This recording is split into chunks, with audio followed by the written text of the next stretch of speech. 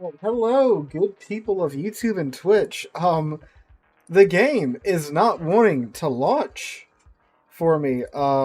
It's crashed 2 times back to back. I don't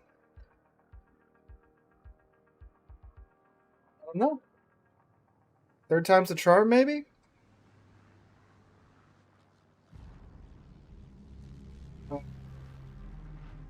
We'll see. I don't want it to show my login information. Although it shouldn't, because it's just been crashing. There we go, it crashed again. What is going on?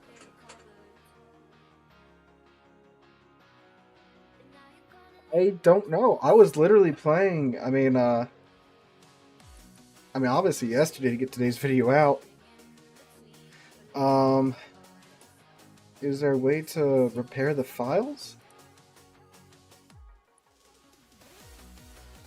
Um,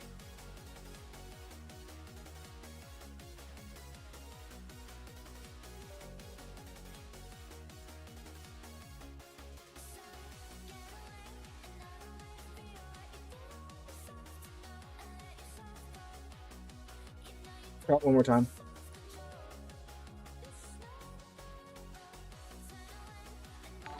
Thank you, Andrew. We're trying to get the stream going, but the game keeps crashing when I try to launch it.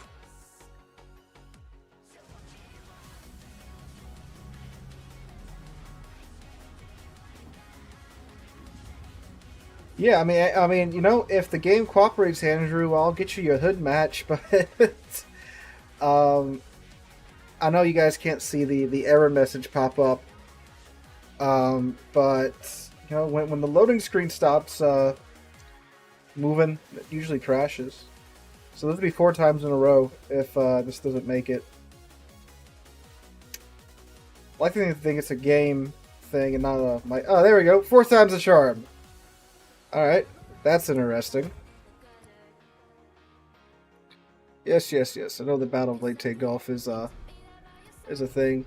Yeah, sorry about everything being so zoomed in. Typically, you know, I like to get in before the stream starts and clean everything up because hello, Captain Mason. Sorry, Baz, not yet. But yeah, I usually like to clean everything up because I play the game in 4K. And then I stream in 1440 just so my PC doesn't melt itself. But, I don't know. Here we are now. So, you have to wait like everybody else, Baz. You too, Mason. We'll start on Hood since I saw Hood requested.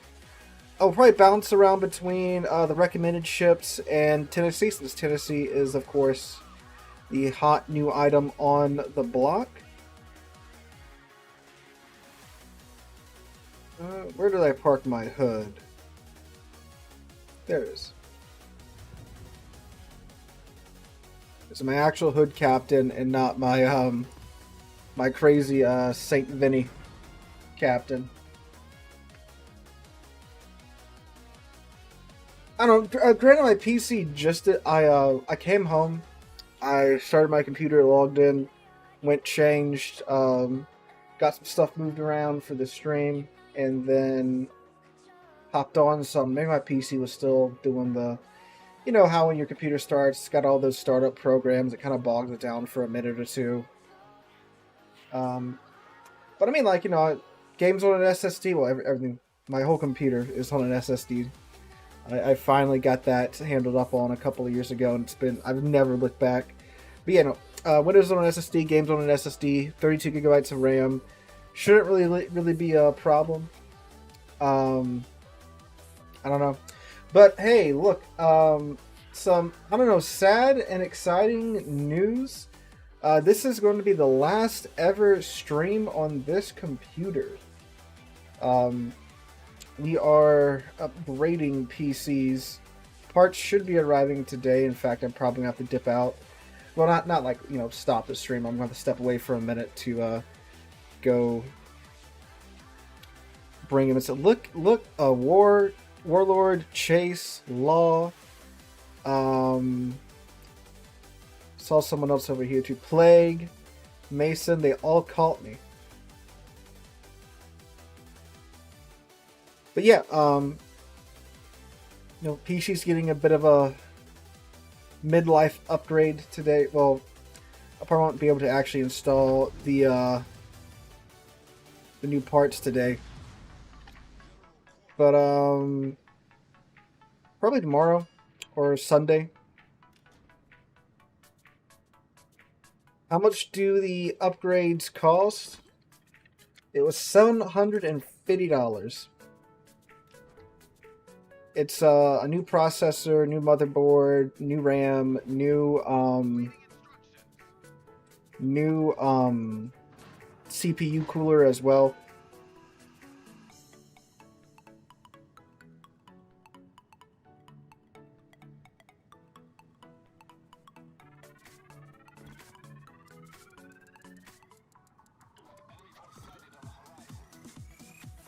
Yeah, I've got a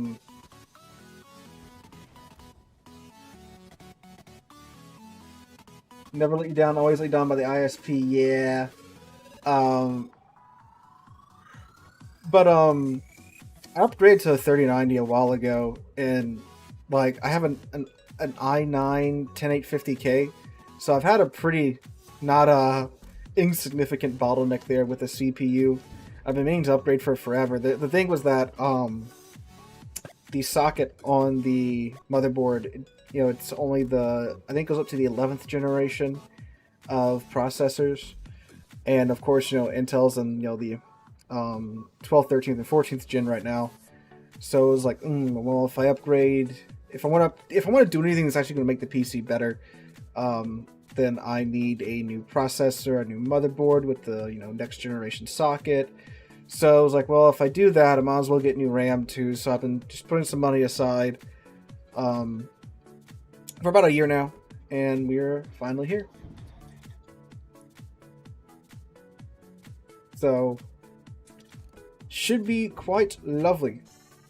Now, granted, if running World of Warships, you could run this on like a TI-84 calculator, But for video editing and stuff, should be a lot better. DDR5 RAM too as well. 64 gigabytes of it. So we gonna be good. I think the missions for Tennessee are gonna get harder. I'm sure they're gonna get harder. I don't know how much harder it'll get, but it is a tier 8 premium, right? That is about $50 worth of ship they're giving you for free. So I would imagine it should be pretty comparable to a tier 8 dockyard ships missions, I would imagine. But it is a ship you're getting completely for free, right?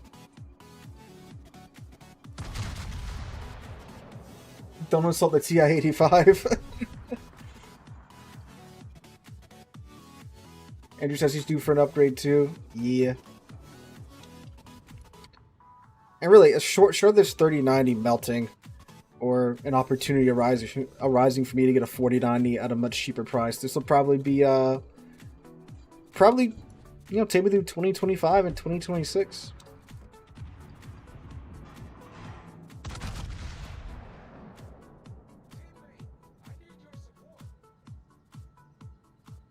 From Ireland. Well, thank you for watching from Ireland, my guy. Oh, naturally I run into an island. I've been used to the Tennessee shell velocities, not leading stuff enough.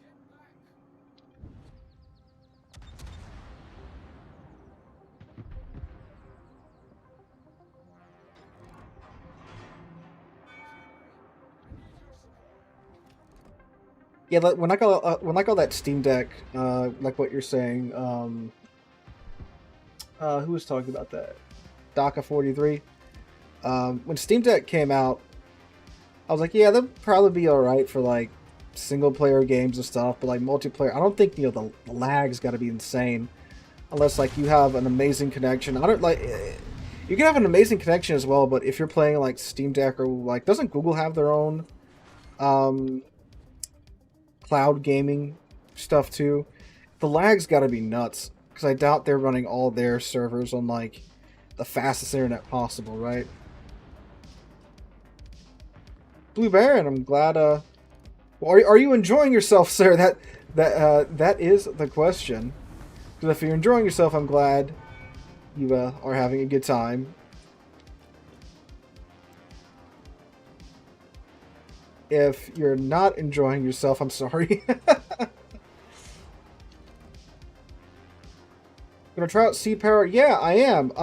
What is really weird is that, like, Microprose, the company that is publishing Sea-Power, like, every time a new game comes out, they send me a code. But for some reason for Sea-Power, they have not yet. I'm not sure if they're waiting until, like, the game launches to give me a code, or what. But, yeah.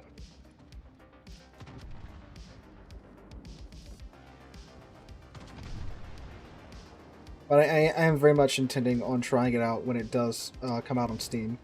Which I believe it comes out on Steam in November. When in November, I am not sure. It's like the middle of November, isn't it? Something like that.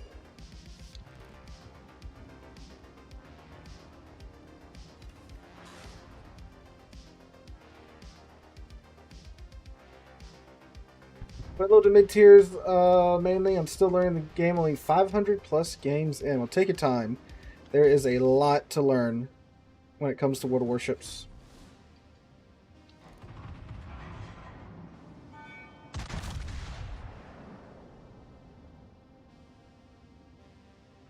You are enjoying. Well, glad to hear, sir.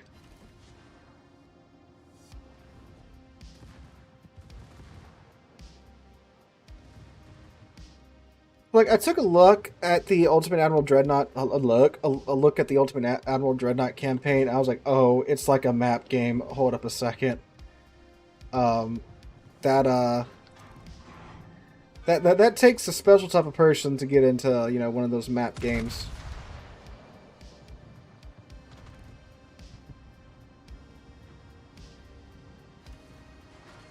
Ooh, Law goes down to 400 HP, but Ruprecht finishes him off there.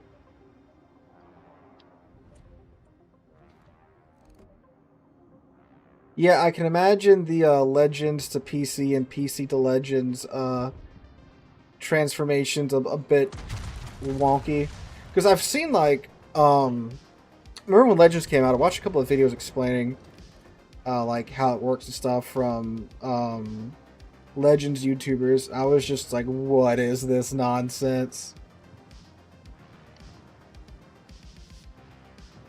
Because it's like you pick a commander and it's not like, you know, you move the commander from ship to ship, but like, you know, that's the commander that you're stuck with, right? Like, it's like you're swapping ships instead of swapping commanders on ships. At least when I saw, you know, a couple of years ago when it was first being released.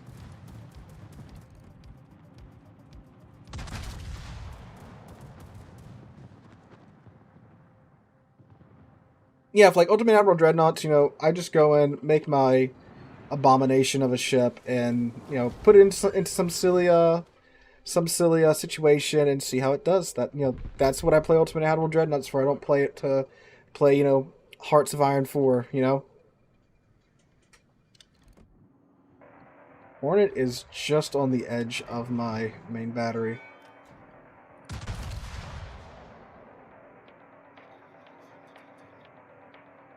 Naturally, I overlead the North Carolina. Might get a good hit here. Or not.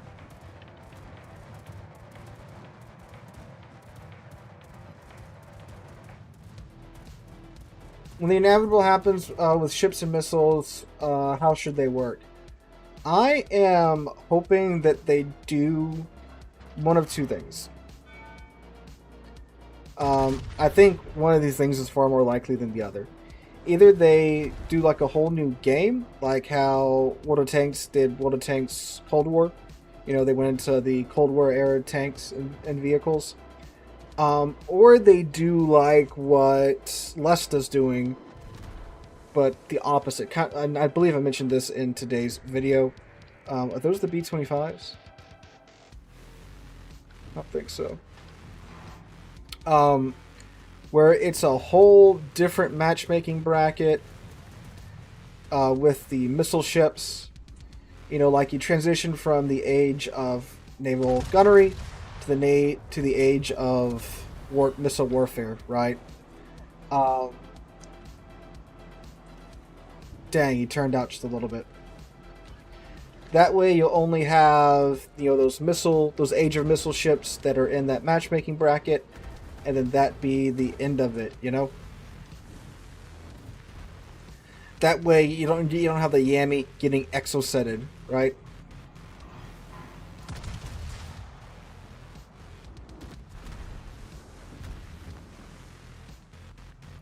And if there is a ship that is in that gunnery tier, and it does have missiles, it should have to give up, a lot to get those missiles. So I don't really see how you could reasonably pull it off otherwise.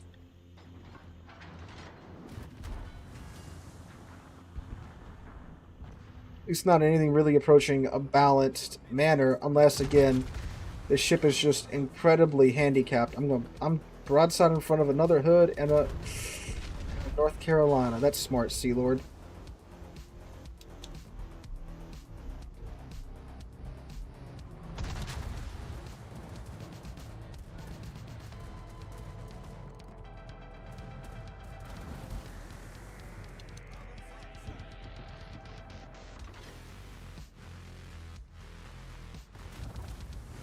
Yeah, War Thunder Naval, it's not overly fantastic. It's more realistic, very, very slow paced. You're playing against mostly bots when you are playing anyway. And then there's like the one or two real players that really know how to play the game, so you're just getting clapped by them. So it's frustrating. The upside though, we have a really fast reload time. Now, come on. Man, Hood is just not cooperating today. Oh, this guy's doing, but this Hood's cooperating over here.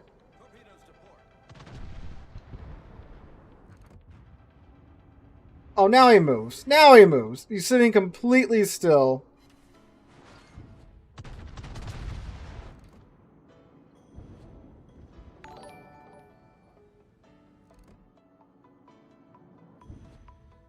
Carl Johan went dark.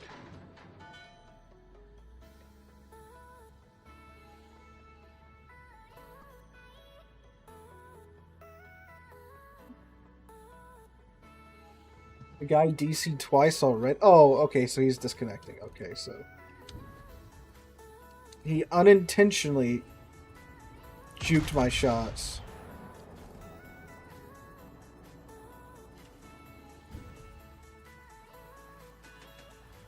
There's a 3 overpins on the Venom.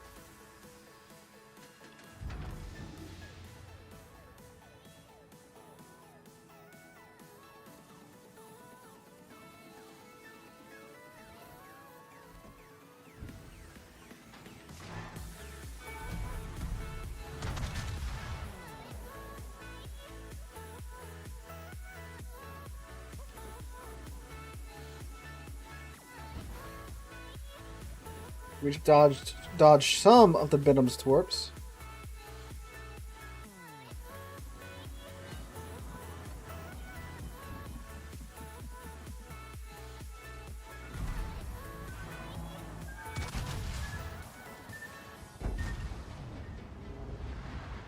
Good hit on the hood though. Sing us out. Nah, dang.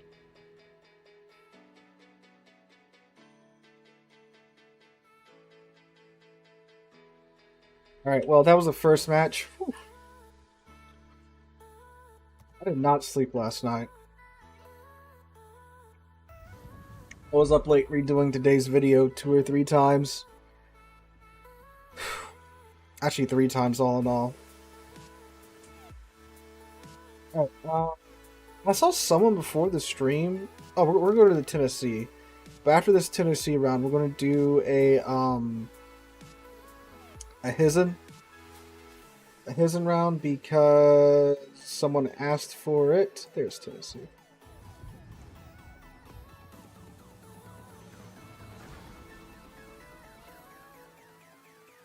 Submarines are submarines are one of two things. They are either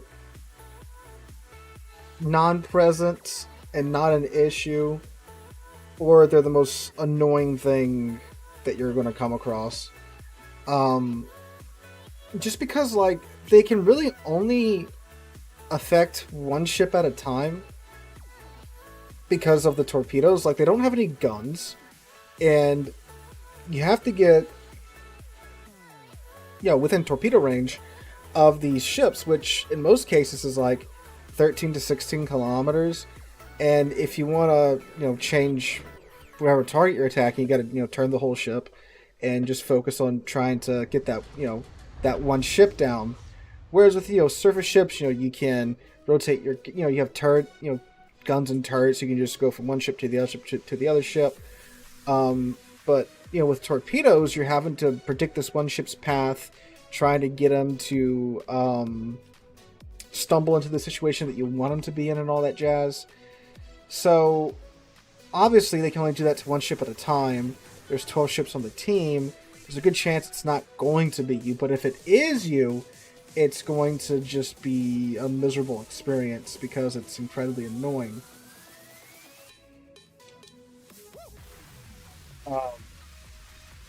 So yeah, it's one of those two situations. Do you watch the other fellow Warships YouTubers / content creators, and do you keep contact with them, or do you do more your own thing? I am I'm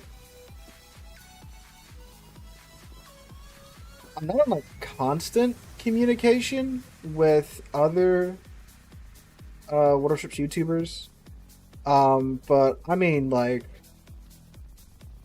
I'm friends with Griefer, Zarkoon over on Warships Legends, and I've met Sea Raptor in person, Carrier Con.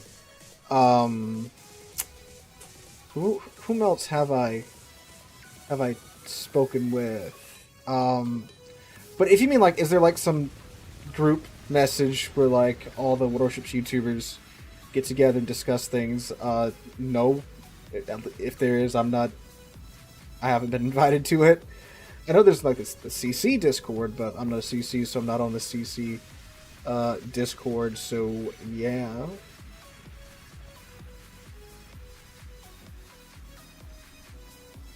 But as far as I know, I do my own thing. Everyone else does their own thing. See what the Zipperanga is going to do. We're going to give it some 14-inch shells.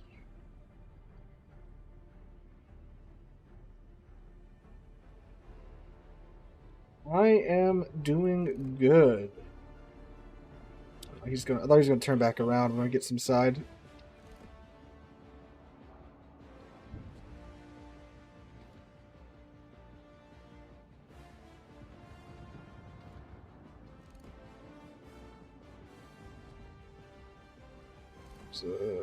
Dallas. There's also West Virginia coming around the corner. So let's see. Now I've gone from Hood, whose guns have, dual gun syndrome and aren't very consistent, to the Tennessee with her cruiser dispersion. Superstructure hits. Nice 7K there, a little bit lower.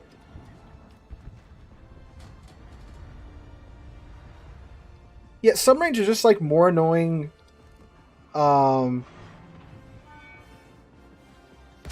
More annoying torpedo destroyers that are stealthier. They're like the min-max torpedo destroyer, right? They're super stealthy, but they're also exceptionally frail, and they're great at murdering one ship at a time.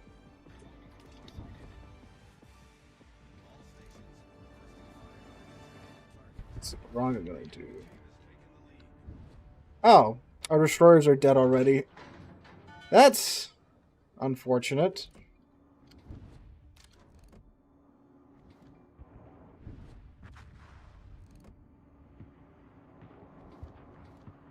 Can we get to this down list? No, he's angled out.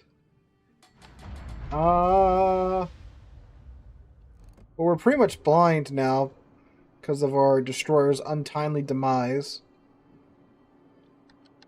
There's a mountain in the way there. So if this other Tennessee is going to try and waddle up the middle? Do you think the Missouri could be the next salvage to victory event? I mean, anything's possible. I don't know if they've said one way or another what's going to be the next salvage for victory event. No, never say no. But I don't think so. It's very weird with the Missouri. It's just like a normal tier 9 premium ship, but they just like don't have her in the premium shop for some reason.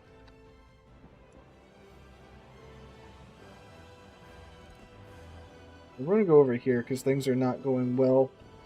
I don't know. It's like this side, the east flank's collapsing, the west flank's collapsing. What do? You know?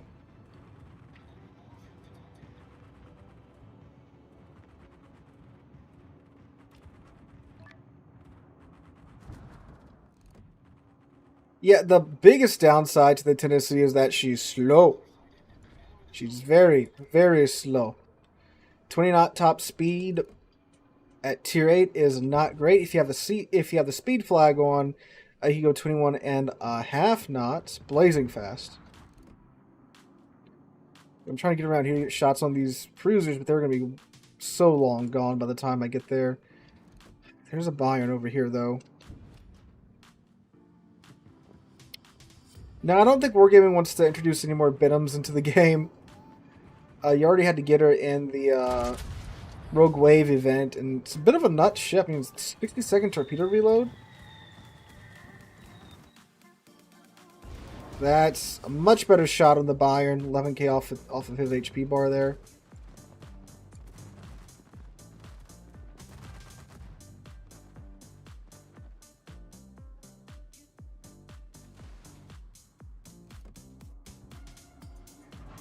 Oh, Kansas. Just to see if they'll get there in time.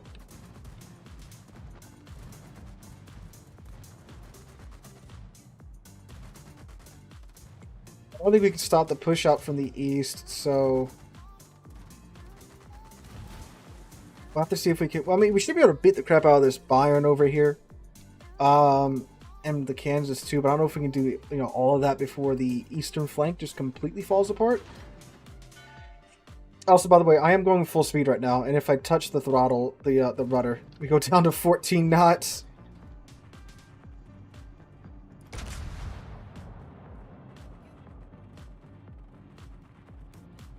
And the Kansas over there is faster. 23 knot top speed. Oh, I wish.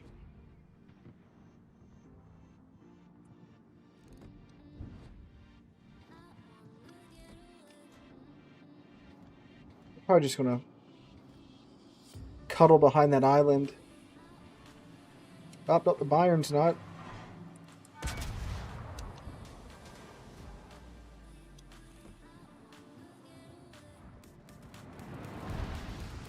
Good hit on the Bayern, 16k. I'm just... Oh, well, there goes my other battleship.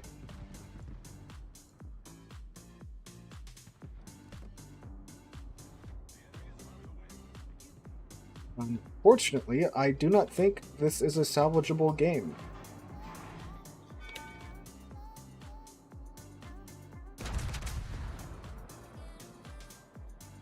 We are going to get torpedoed by the Benson here in a second.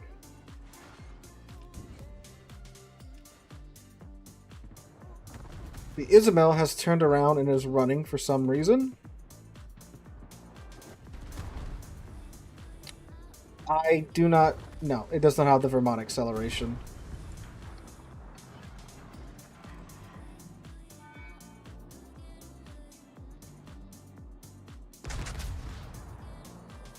I guess we'll try to focus out the Baron. See what we can do. Come on, that was a good hit. 13k. Isabel, you're at full health, man. I don't know what. I don't know why you bothered turning around. Yep, there's the Benson. The thing is, each of these shells do, about 1,400 damage in overpins. So if we can get most of all these shells to connect to the Benson, which we should be able to, he should just die here. Dang, almost. What we had, 2 shells not connect.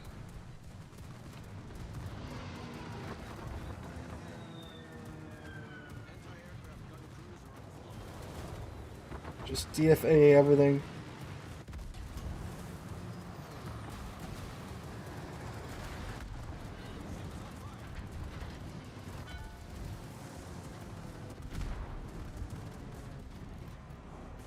This SLQ-32 guy is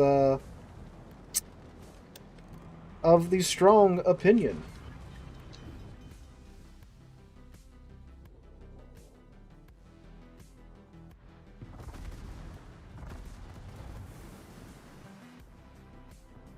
You only got four planes there with that DFAA burst.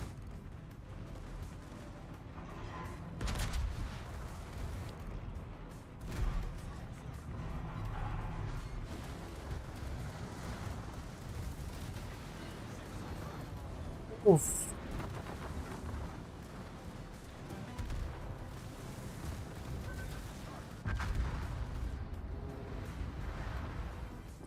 Yeah, well, I mean, granted, like, speed wouldn't have helped too much in that situation because, when your destroyers are dead by what they lasted 6 minutes, ish. Yeah, when your destroyers only last that long, there's only so much that that you can do. Now the Isabel's realizing that saving his full HP bar for this late in the game is not going to really help him too much. All right, Hizen was requested.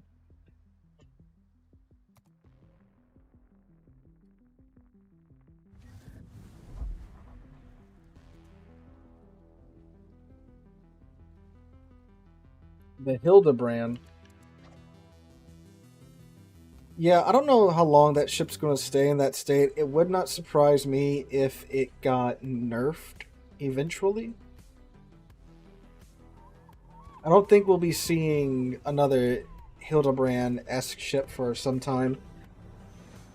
Although, what Lesta's doing, they introduced a Hildebrand-like ship, but it's got the 128s, the German 128 sectors instead of the 105s and the 150s.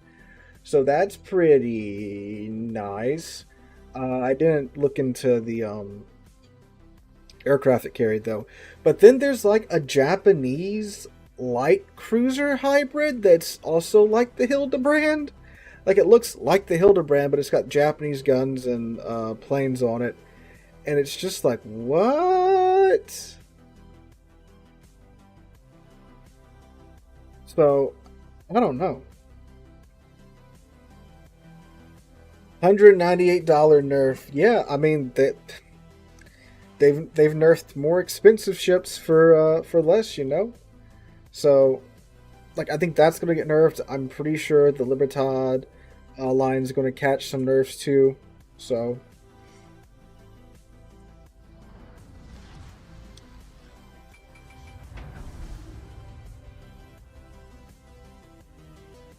Well, you see, the thing about like the way the ships are divided, Satya.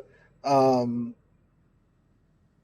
mean, there's lines that exist simply as what if artillery ships made it past the 40s and 50s, right?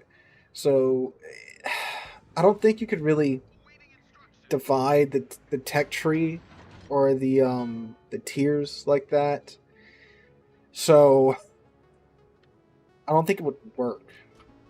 You'd have to divide it And I mean, the only thing I could see them dividing it into is like, you know, missile age ships and then artillery ships, right? So I don't think so. Rifle. Tonight's weekly featured rifle. You have an M1 Garand right there, and then my number 4 Mark 1 is back there.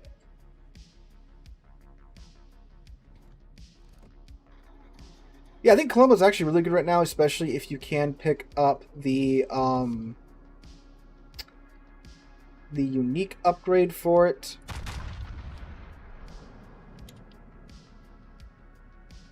There's a raccoon camo for Tennessee. I was not aware of this.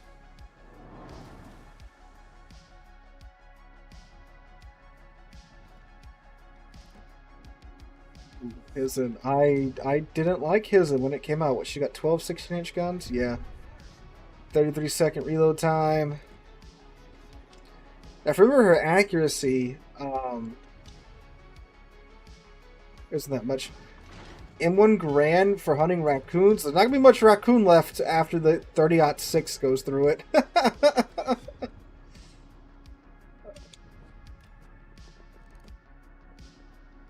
That's the first thing I did when I got it. I opened up the case. I took one because they give you one end block. Ooh, high frost. Lock onto frost. Lock onto frost.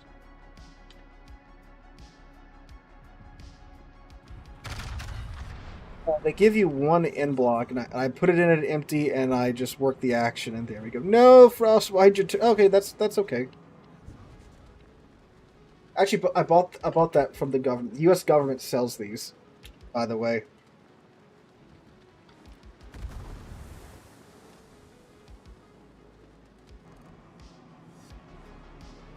Yeah, I'm remembering why I don't like this, because the guns are not consistent.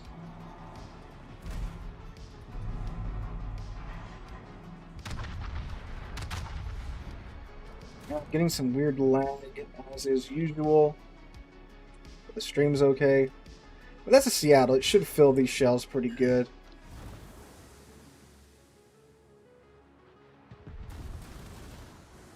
Full auto gun? That's coming when the Patreon gets a lot bigger. If you do want something like fully automatic in the US, that starts around $30,000 for like a really, really cheap, like an Uzi. Which an Uzi, if you don't know, it's literally just like 2 pieces of sheet metal stamped together. It's a really cheaply made submachine gun, and that's double sitting on the Seattle. That's normally, again, starting around 30K in the US.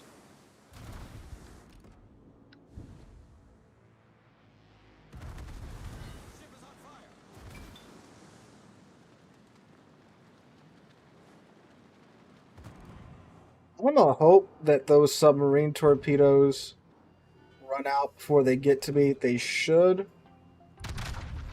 This Seattle is open water gunboating, which is really annoying because he should be dead for that. But the Hizen's guns are letting him live for the time being.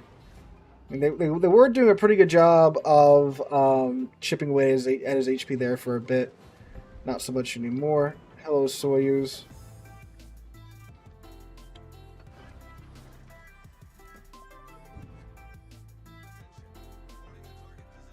Well, the Soyuz is broadside.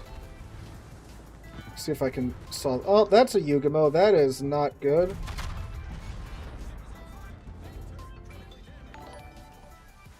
Dead Soyuz.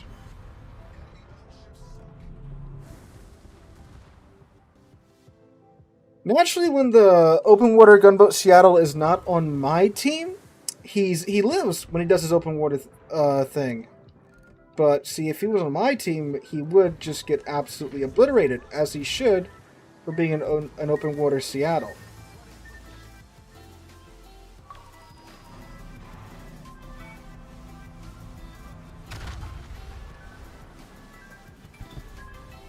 Okay, this should be... Nope, he's going to accelerate out of it, and there I go.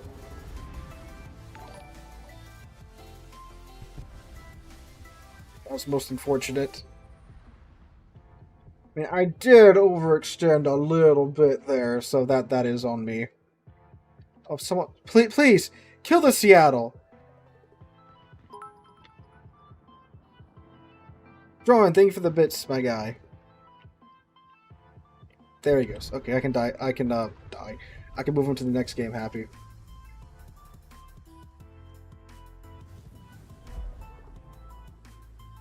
Back to the Tennessee.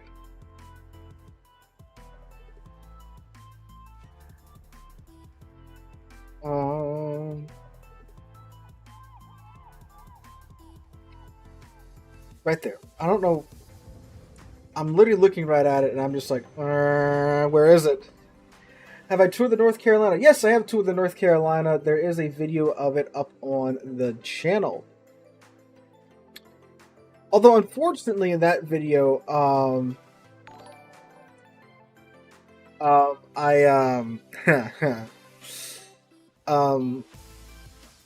didn't know the stabilizer for the camera. You had to turn it on in the settings. Because we just bought, like a, what's it called? It's like consumer accessible, but it's super high quality, prosumer grade, DSLR camera that can do 4K 60 FPS video, and it has, you know, all these nice features in it, including a physical and a digital stabilizer. The physical stabilizer is on all the time. I didn't know you had to turn the digital stabilizer on. So, unfortunately, the North Carolina video is a little bit shaky. It's not terribly shaky. I mean, I've done museum ship videos before in the past, but I didn't have like a nice, you know, camera to do it with. So we were using iPhones, old iPhones, or like a handheld digital camera from Walmart that was like $200. And I thought it was, you know, kind of nice quality, but it wasn't. And then I'm sitting there and like editing, and I'm like, oh yeah, this is gonna be a little rough when it gets uploaded to YouTube. But in more recent years, you know, iPhone cameras have gotten a lot better. So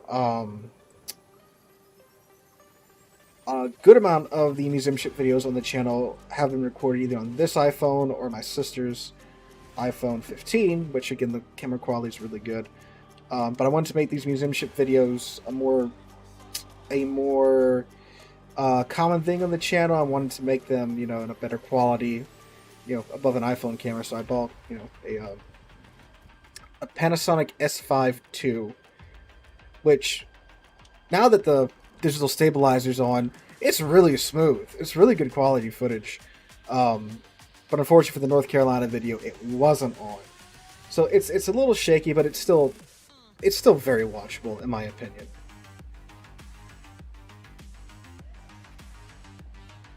And I'm planning on doing more museum ship videos in the future, mainly during the summer and when I have breaks from work. Tennessee's thing, it is a California at tier 8 with cruiser dispersion on 12 14-inch guns with good shell ballistics. Well, I mean, it's going to be a free ship to grind, and it doesn't cost you anything to grind it. And I'm sure they're probably, I mean, don't quote me on it, but I'd imagine they would leave the purchase option up for a while. At least probably as long as the grinded option is up. That way, if the missions do get more difficult later on, you can just say, nah, screw this, I want to buy it, right? That sounds like a solid business model. So if it does get more difficult later on, you can just say, ah, screw this, I'm just going to, you know, drop the $100 and buy it right now. But, ah, dang it. But, yeah, I'd imagine it would still be available.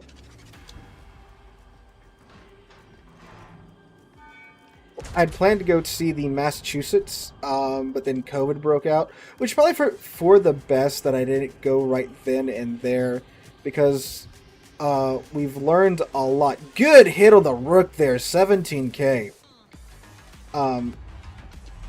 We've learned a lot about filming and how to film and like the wireless mic setup and stuff since I started doing these IRL videos. So it's probably good I didn't go rush to the Massachusetts right away, because that is, you know, one of my most favorite ships in the game, and I would very much like to do her museum ship video to, you know, do the ship justice, right? No, Tissie's not a dockyard ship. You can get her from the Leyte Gulf missions, and the event in the armory.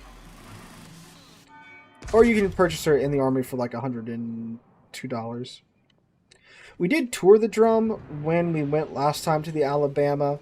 I have some footage for it, but I don't think I have enough to make a video for it. Be a nice excuse to go back to the Alabama.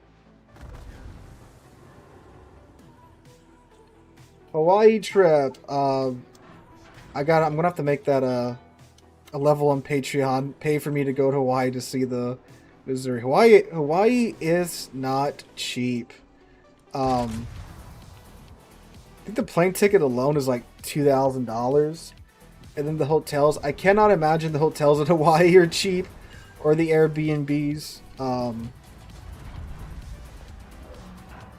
think the food is like what, 20% more expensive there because everything has to be shipped in.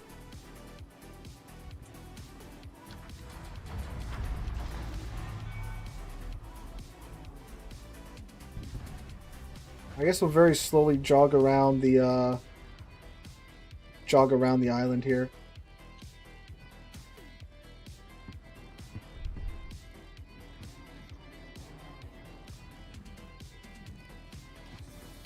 Drive to California to sail to Hawaii.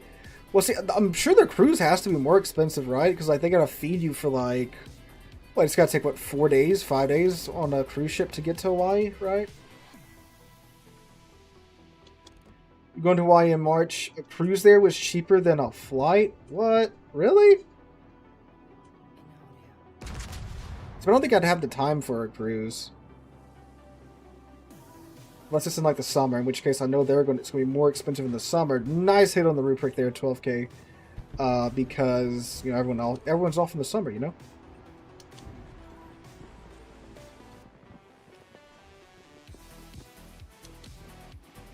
Yeah, I thought about, because like I do want to see, you know, the U-boat and that they put in the basement of a museum in Chicago. That's a pretty cool story right there, you know.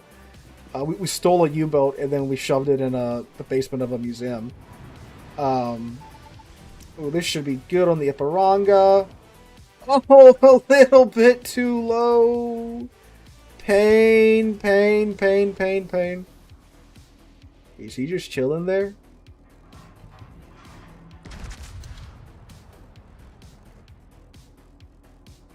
His turrets are turning. He's still logged in. I don't know what he's doing. Now he's moving. He's going backwards. I thought he was going to gun it full ahead.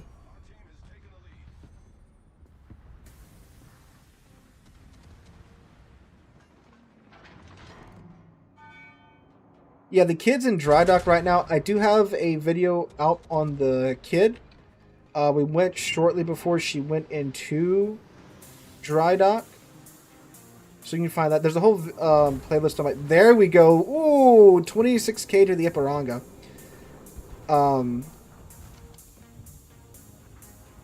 There's a whole playlist on my channel of the museum ship videos.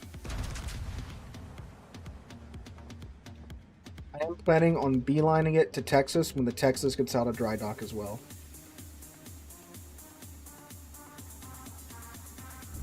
There we go. One dead Ipiranga. I don't know what that guy was doing.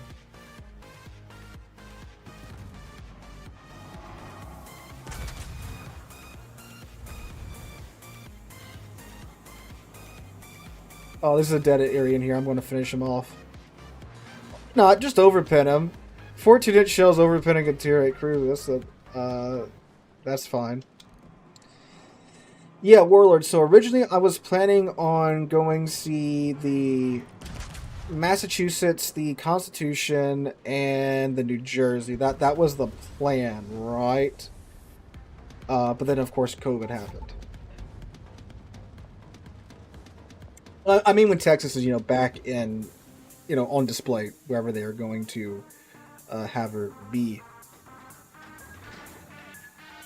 The plan, the plan has been modified since then. There is a Google document that I have. It's like the ultimate museum ship road trip. It's like I fly up to the Massachusetts and then rent a car, and then we spend like a week or two just driving down, and like one day it's like Massachusetts Constitution, and then you drive down through New York and see we talked about it last stream, the Intrepid. You see the Intrepid, and then you go down and you hit up Salem and them, because it's like what Salem and a couple of destroyers are together, I think. Yeah, you just keep working your way down until you eventually get to like the Orkin in Florida. And then boom, I've got like museum ship videos for the next like 3 months ready to go.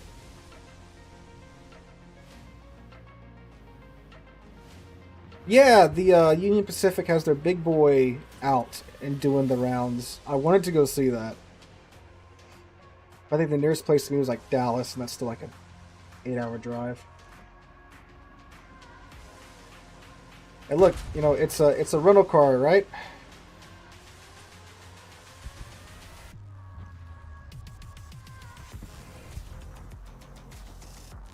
Hey, look, like the Prince Eugen is still visible today.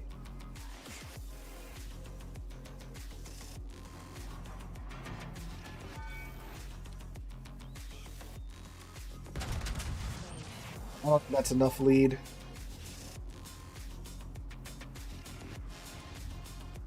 We might tag as Stern if that. I didn't give him enough lead.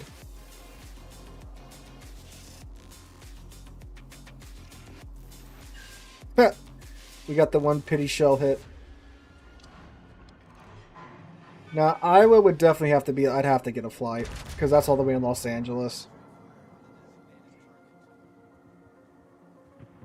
I haven't driven to California, but I've driven to Wyoming.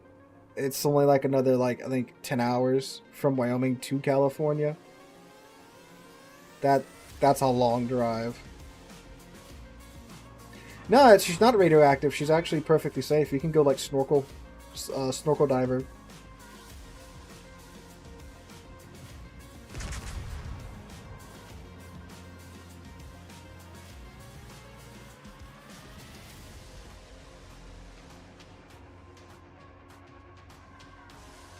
This Kansas needs to stop turning and just take my shells. Hey, there we go. You speak it, and it will happen in some cases.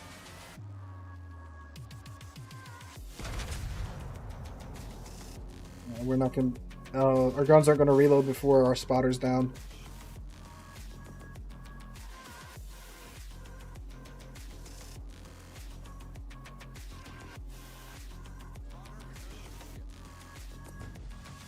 Sadly, there goes the spotter. This is, of course, the massive downside of the Tennessee. When everything on your flank is dead, you gotta... Well, you just chug it along at 15 knots because I turned... LA to LA road trip. Cool. See, I don't know how many people would like to watch a road trip style vlog. I started the second channel for those more vlog type videos. They did okay. Granted, I think the channel barely has like 1,500 subscribers, and it doesn't get uploaded too regularly because obviously I do have a full-time job. So yeah, I don't know. Maybe. That's a lot of wear and tear on my truck, though. I guess I could rent a car or something. Alright, the Yamato? Alright.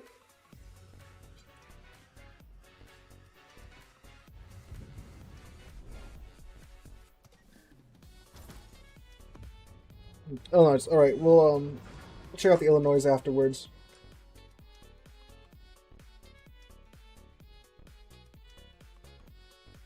Right, stay at Queen Mary. So, fun fact. There was this guy. I made the Iowa turd explosion video, and that friggin' blew up. That's like over 500,000 views right now, which is insane to me. And I've done a couple more like videos in that documentary style that I was hoping that same thing would happen to, but it hasn't yet, unfortunately. But anyway, so I had a fella that claimed to be a crew aboard the Iowa when that happened. And like he's talking like, either he's got like some excellent insider knowledge or he was there, right? He's talking about it in that much detail. And he offered to like meet me at the Iowa in LA. Where's she at? LA, San Diego, wherever. I think she's she's in LA. And like show me around and stuff and talk about that day. I'm like, oh, this would be cool, right? So I've messaged him on, well, I haven't messaged him, but I've replied to his comment on that video. I'm like, hey, I'd love to talk to you about this more. Do you have a Discord, or you want to shoot me an email and we can set up like a Skype call or something? Because the guy was serving on the Iowa in the 90s, so he's obviously at least what, in his 40s or 50s now. Or if he was very young, like what his no, he'd have to be like 48, 50 years old nowadays. So however you want to get in touch, shoot me an email or join the community Discord, and we'll go from there. And he never reached out to me. And there's several comments on that video and a couple of the other museumship videos that have been like, hey, email me and we'll get something set up. But he never did, and I'm kind of bummed out about that.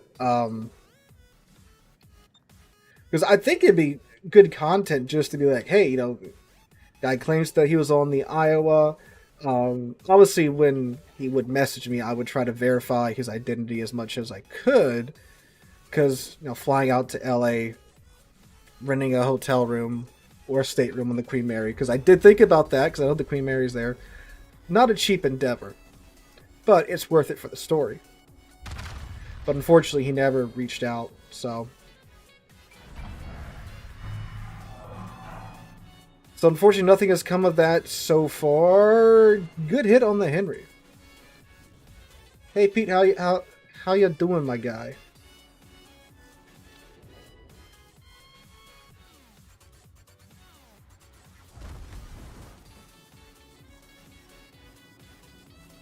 Yeah, I guess it is a lesser known story, but I did hear about it.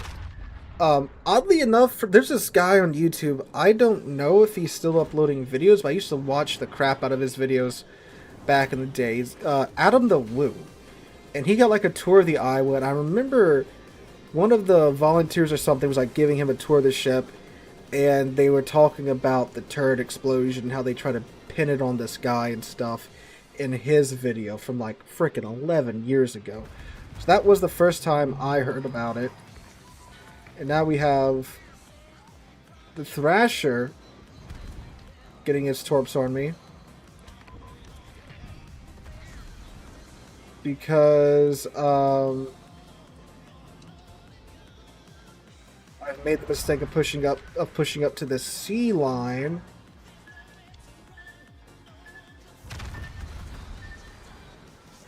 Thank God they all just ran out of steam before they got to me. Oh, but the other torpedoes did not.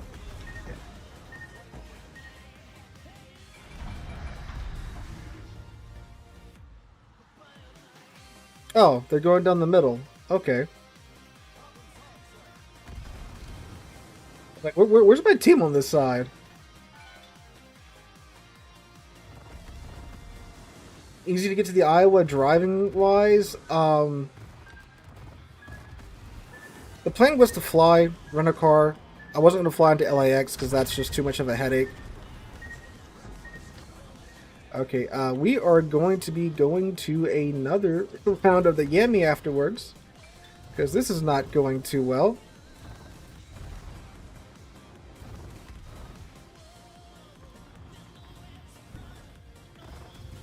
This, kids, is why you don't want to be perishing in your destroyer in the first 2 minutes of the game, because now the enemy destroyers can run rampant. Alright, we're going to do another Yami game.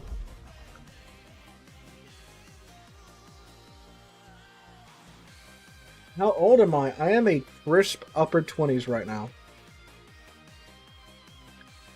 Flying to Long Beach if you can. I forgot what airport. It was one that Southwest flew to, right? But it was like a little ways outside of Los Angeles. And they had a, most airports have a rental car counter. So I was on rental car, drive into the Los Angeles, stay at the Queen Mary, and then, well, that was the reason why I want to stay at the Queen Mary. It's because it's literally like a 10-minute drive from there to the Iowa. It's like, okay, cool. You ain't got to cross half the city to get there or anything.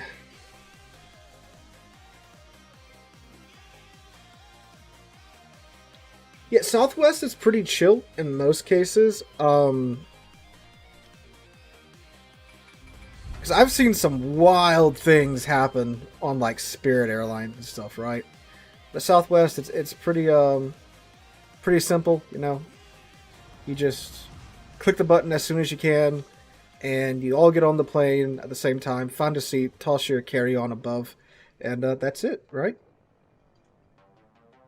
But Spirit is, wild. Ontario Airport, it might have been that. I mean, I looked at this like, a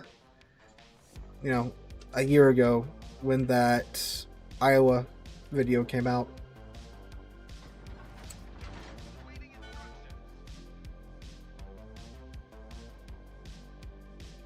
I did see that they're changing to assigned seating.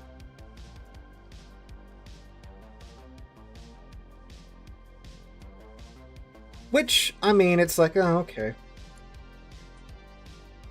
I'm sure there have been some stinks over, like, seats and stuff. But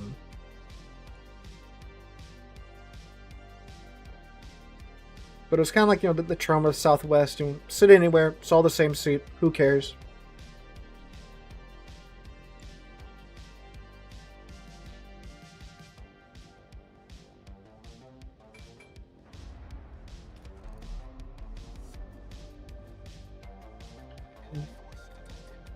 There we are. Because when we went to DC, we flew Southwest with the kids too. A lot of the kids, that go on this DC trip that I put together for the school, it's the first time they've flown. So it's like, it's funny thinking that, it's the first time these kids have flown ever. And it's Southwest is their first experience. They're like, whoa, this is like a plane, It's like, yeah, this is Southwest, it's you kind of go up from here, right?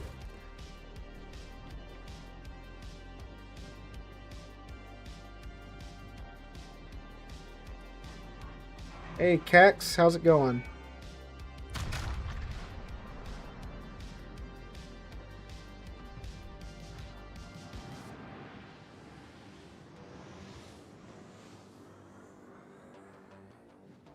Looks like we overshot the GK a little bit.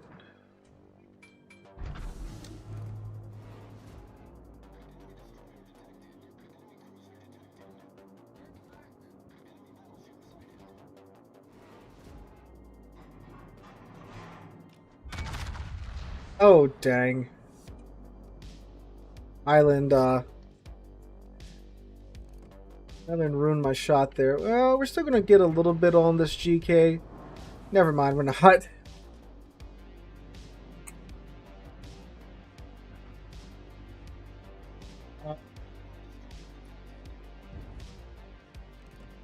Well, it's a senior and it's a junior trip. Really, it's any kid that I can trust to shove into a pressurized aircraft trip, right?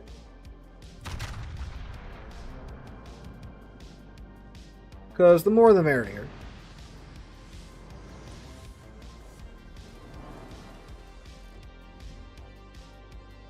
For Spirit, do you prefer their planes or their Halloween stuff? Please don't tell me that's the same company. No way that's the same company, right? You're just being funny, right?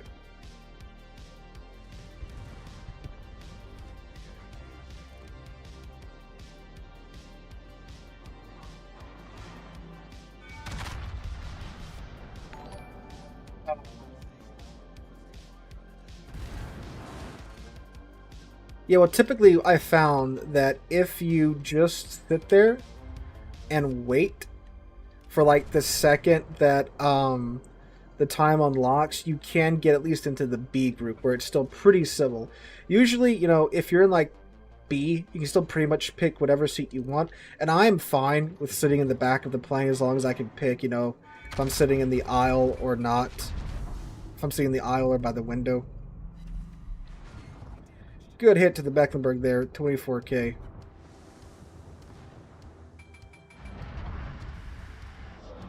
What grade do I teach? Right now, mostly seniors. I have some sophomores mixed in with my U.S. history class.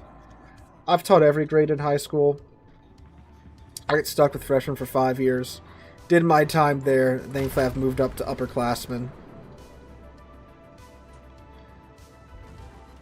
Was going to be a good chunk out of the Mecklenburg's superstructure, but he managed to finesse his way out in time.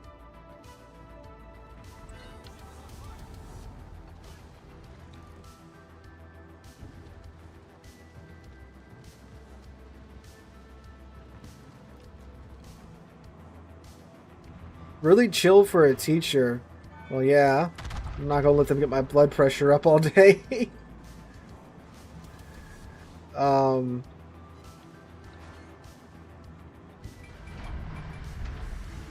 When did Texas join the U.S.? 1840-ish? What up, guys? Got a phone call.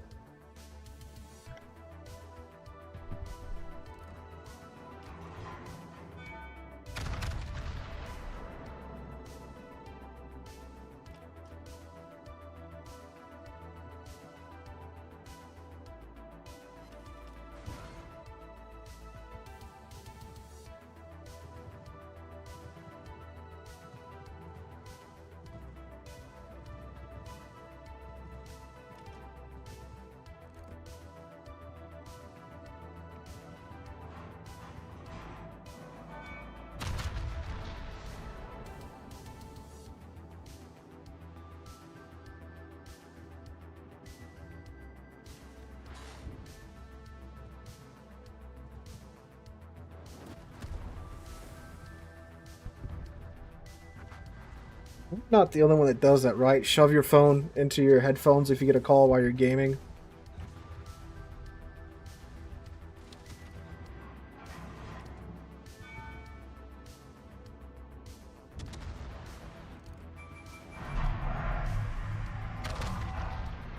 Anyway, ooh, look at that dispersion. That is some lovely dispersion from the Yami. I can't wait for it to miss. Oh, we're gonna tag us. Oh, oh yeah, we missed. Thank you, my aim.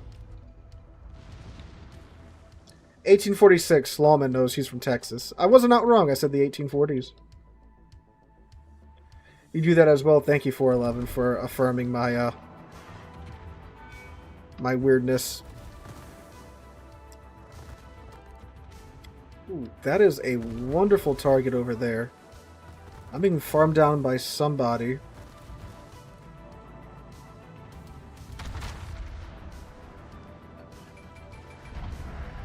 I really wonder at times what these people do to get their fire chances. Because I never get like 2 fires back to back on one target. Oh yeah, teaching. Yeah, no, I mean you gotta there's some people that they just let the kids get to them, and the kids know. They'll try to like push you and see where your breaking point's at, and if you just show them you don't have a breaking point and you won't let anything get to you, at least not in front of them, be fine. And a lot of times, if you aren't a person that screams and yells, and you're like, hey, look, I need you to stop because, you know, XYZ. If you give them a chance to correct the behavior, 8 out of 10 times they will, and it won't be a problem. And then if it is a problem again, you go, hey, look, the real easy one is if they're like not shutting up when you're trying to teach, or if they're throwing crap around the room when you're trying to teach. You hit them with the, look, this is the second time I've had to stop class to tell you to stop doing that. I need you to not do that again because now you're disrupting the class. You got to hit them with that legal jargon, because disrupting the class, that is what's on the referral. Referrals are, it's actually a legal document. It's saying, hey, look, this kid was doing this in my class. And the big thing that, you know, the school board sees, the state sees, and the judge sees if the kid goes to like a hearing for his behavior, like he's so much of a disruption in class into the school environment that he has to go to a hearing about it on whether or not he gets to stay at the school or he gets to go to the alternative site, is, are they disrupting the class? And if you hit him with that, you know, disruption, you know, you throw that term in there, most of them realize, okay, I need to stop. And they'll stop. So, yeah. I don't know how many of you care about that stuff, but that's how that works.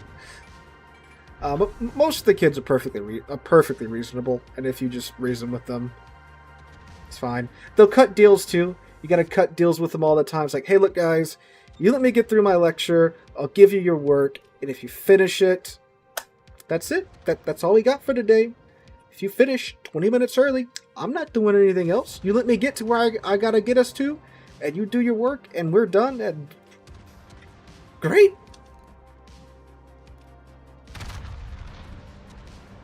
Referrals go to a judge. No, so when you write a referral, the way it works in Louisiana, a referral is referring them to the office, to the administration. And they go down to whichever principal calls them down. They sit down, they say, okay, look, this is what Mr. Sealord is saying you're doing in his class. This is bad, don't do this. Here's your consequence, which might be detention, might be ISS, in-school suspension, whatever.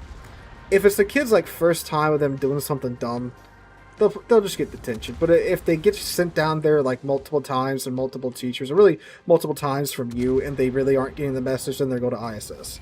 But I think after 3 stints in ISS, they go to a judge. And then the judge rules what's going to happen to them. We have a really good judge in our district, so big ups for that.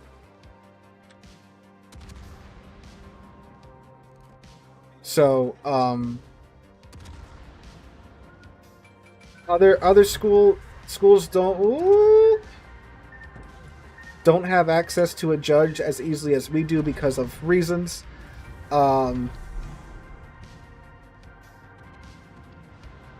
So, thankfully we have easy access to a judge.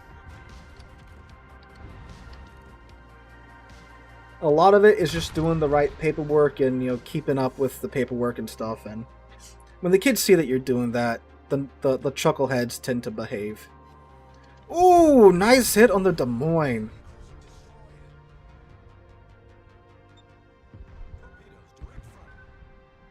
Ooh, who is this from? That's right, my heel was up. Marceau?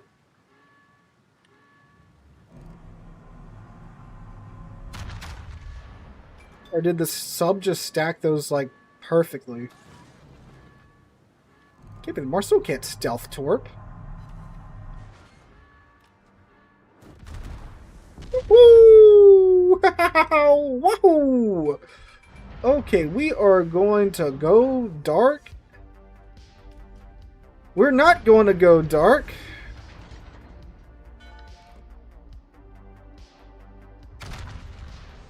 We're now going to go bow in to the Schlieffen.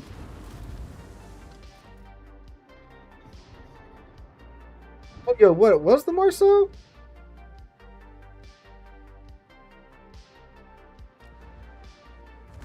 I'm thinking of the Kleber's Torbs, aren't I? Because the Kleber's Torbs are only like, what?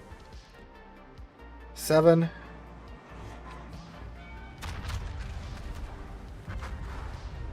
Did the shells... Did we guess right? Oh, yes! Yes, we did. Very nice, very nice. Fair trade. Fair trade indeed.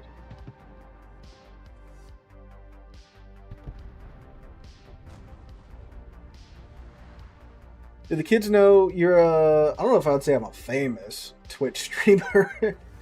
What we got? We got 200 watching between Twitch and YouTube. I guess that is pretty big. No, they don't. And hopefully they never will.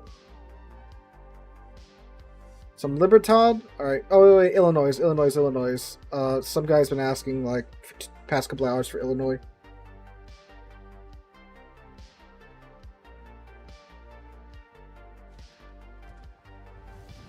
It's been a minute since I played the Illinois. We'll see if we can get it to work. Should be able to. You agree with what my science teacher does? Look above... Ooh, 15 minutes. Nah, 15 minutes. That's not long enough. Well, we are we're in 90-minute blocks, which is a really long time to have a bunch of teenagers in a room. So typically I do about 30 to 40 minutes of lecture and notes. And then typically I try to find like a video that goes along with Illinois. No, I know it's Illinois. I just say Illinois because I think in one of the devblog videos I did just slip Illinois in by mistake. And then someone's like, it's not Illinois, it's Illinois. It's like, well, yeah, I know it's Illinois. I teach geography. I just, I go work with children all day for 8 hours, and then I come back home and I do this. So my brain's pretty cooked when I'm making these videos a fair amount of times, right? So stuff does slip all the time. But we're all human, and that happens to the best of us, right? Some people just lose their minds over it. It's like, all right, buddy. But anyway, no, a kid didn't find out. Okay, so for a very long time at the school I'm currently at, I was the youngest teacher there, obviously. Most of them were like their 40s and upper 30s.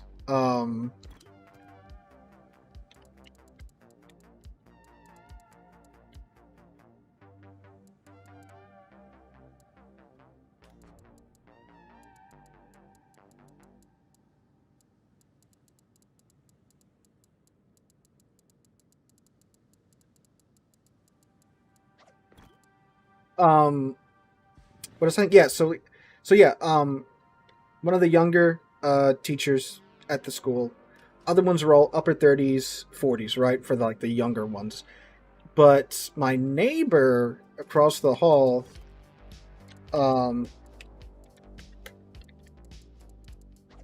he was also like upper 20s. Now I was like mid 20s at this point. And then COVID happened, okay? So we start having all of these Zoom meetings and stuff because it's COVID, right?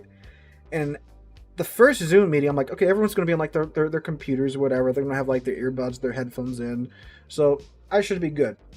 And then like I joined the Zoom call with this setup, right? Like that the microphone was visible in frame, and I had on like my over-ear headphones and stuff, and I've got the 4K video camera. Everyone else is on like really crappy, phone face cameras. They don't have headphones in. So like I just sit there, like I literally just went when I joined, just push that out of the way, and to just try and make it look a little bit less sus, right? So that was pretty funny. But then like when we went back, he was like, "Yeah, I saw when we got on that Zoom meeting back in May. Like you had like headphones and like a boom mic and stuff." And I was like, "Oh yeah, I do." And then he hit me with the, "Do you like stream or something?" I was like, "Yeah, I do." But he moved to Texas, so it's all good. Arkansas and Kansas. No, like Kansas and Arkansas, they're two different Native American languages for like land of the majestic mountains or something like that. They both literally mean the same thing, but they're in two different Native American languages. So that's why they sound so familiar, so close, because they literally mean the same thing. Yeah, there are going to be some more Pyongyang logistic trucking videos in the future, because American Truck Simulator just announced that they are their next DLC is Louisiana.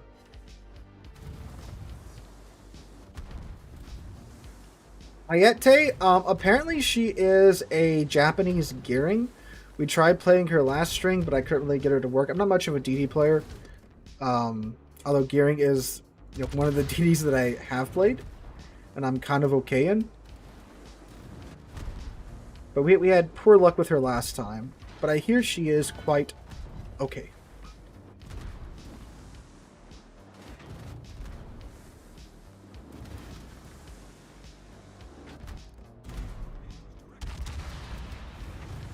I'm pushing up to get underneath this. It's a Minotaur, right? Yeah, underneath this Minotaur. Minotaur's gun. Yeah, it's the next thing they're working on, right?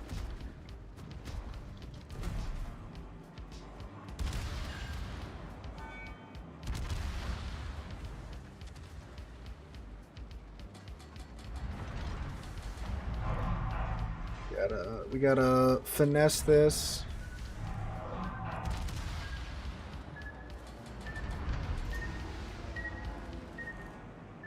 Come on, Illinois, straighten on up.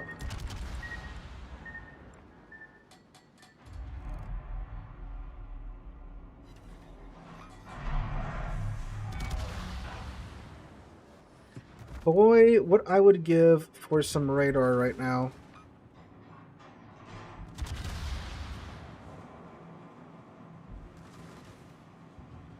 He's going backwards.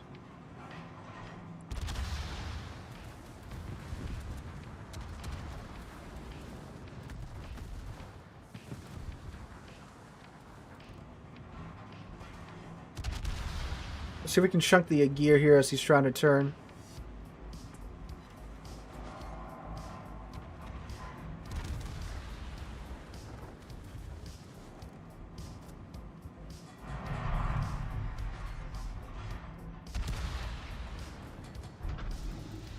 Need to go forward because that eye was creeping up.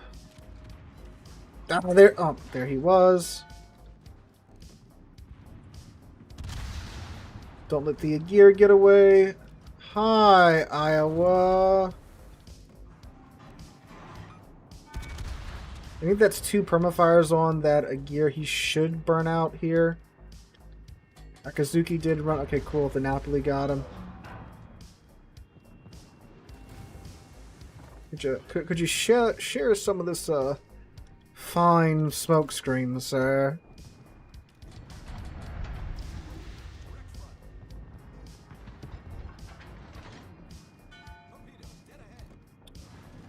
This looks good.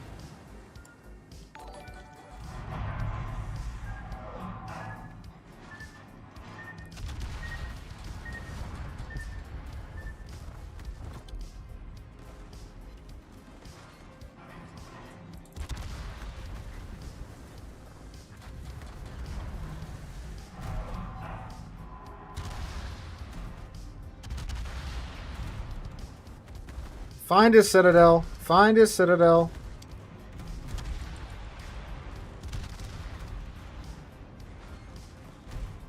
There we go. Dang. That's pretty intense, though. What's going on? Every time! Every time! Every time, fellas! Every time! I tell ya.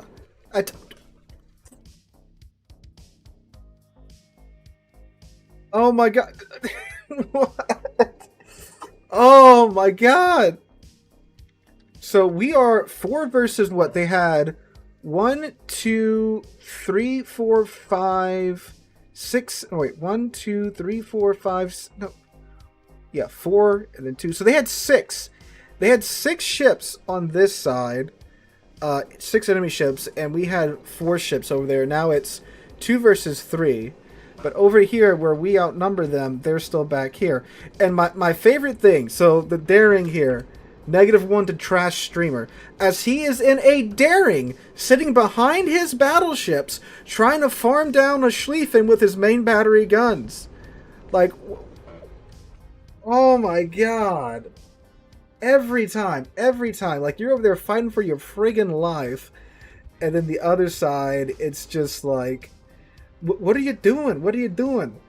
And then it's always the dudes that are like, I don't want to be that guy to tell you how to play your ship, but like, my guy, you're behind all of your battleships in a daring? What are you doing, my man? I mean, now he's getting the conga line out on the Schlieffen, but like, look, all of this is the kid, the tier 8 destroyer is doing a better job of destroying than the Garen, because look, he's over here on the flank, and it's like, it looks like they killed the destroyer over here, which good for them. Oh no, there's the Yu Yang. Okay, so like, daring plus kid right now. If that daring was in this ACAP, Yu Yang dead. Nothing he can do about it. But since he's leaving his tier 8 DD out to dry and out to die, well, they're going to lose this cap. If that daring was over here backing up this Yu Yang, they'd have this cap, right? I mean, look, the kid by himself has taken away half of this Yu Yang's HP while he's getting shot at from the Martel on top of that. So, here, where's that kid at? You, sir, you take this, sir. All right. So it's just, oh, yeah. Every time.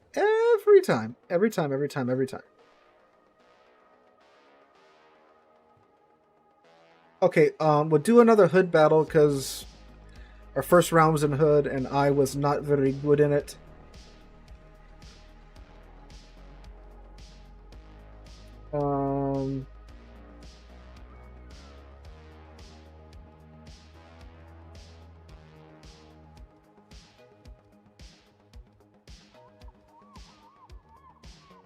There she is.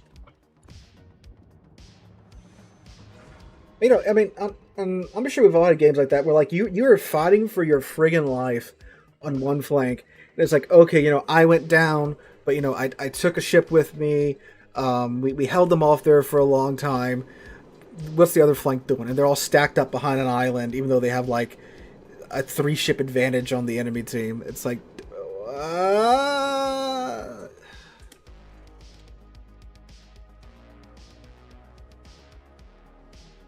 just seems to be like a natural, like, law in World of Warships.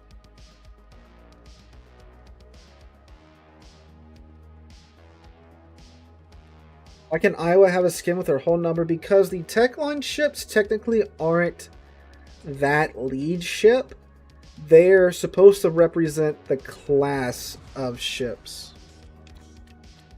Like, the King George V is not the King George V. It's the King George V class. Which is why they don't have individual hull markings or identifying features. Like, no, we're going to do the Libertad next. Don't worry. I just, you know, Homie did ask for a hood game. Got a crappy hood game. So we're going to try and redeem. I'm going to try and redeem myself here with a better hood game. Then we'll go to the Libertad next. But anyway, yeah, like, that's why, like, the Moskva and the GK and the Khabarovsk, when they got moved from the tech line to the premium shop, went to the armory, they got their hull markings and such. Like GK got its shield, and I think there's some. I think the stern's got the the stern plate with the name of the ship on it now. Same with Mosfa, she's got her stern plating with the name of the ship and the hull marking now. So that's what's going on with that.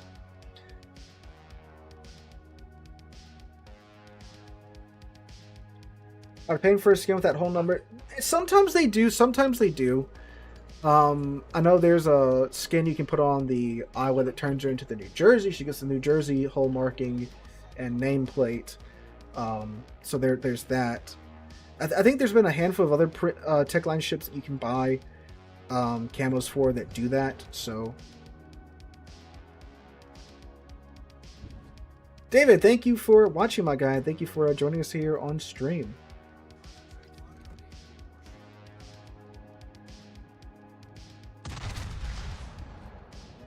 Modern Iowa skin. Be careful what you wish for, Andrew. I don't know if you've seen today's video, but Wargaming's messing around with missiles again. And you can try them out yourself. So you very well might get your 1980s Iowa refit.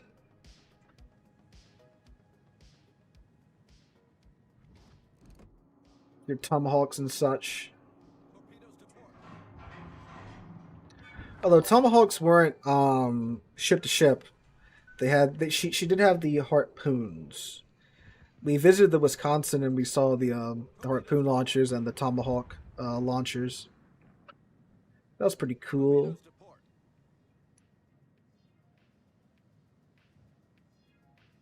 Yeah, I think in port there is like, I don't think it's the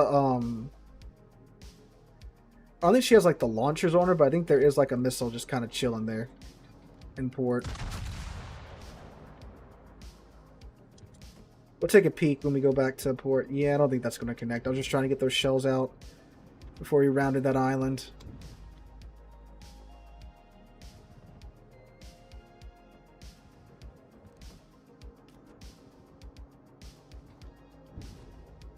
Does she? That's weird that she doesn't have like her Sea Whiz then.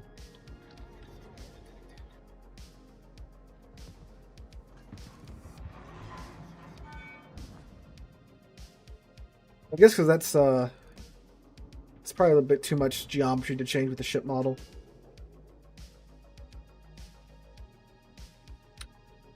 Oddly enough, the Japanese battleships, the Issei has rocket AA on her, and the Hood does too. But the Hood did have rocket AA at one point in her career. It did not work well at all. So, oh my god, that's a lot of ships. There we go. That's what I was waiting for. I aimed a little bit low, but I think there should be a dead rook. Naturally, 129 HP. Okay, that's cool. There we go. Thank you, Seanhurst. No, Musashi does not have rocket AA. Musashi barely has any AA on her. Because Musashi is the Yamato class in their early war configuration before they started bolting AA to the decks.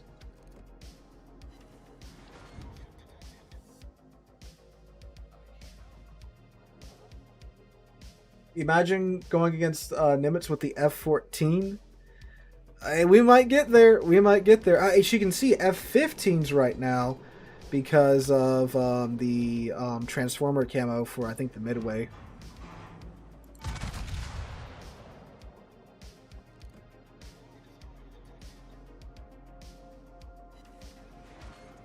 Ooh, that was a weird place to get a sit on a Cherbourg, but okay.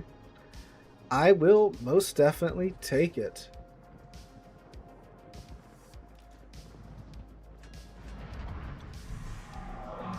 Uh-oh. Uh-oh. Uh-oh. Uh-oh. Uh-oh. Uh-oh.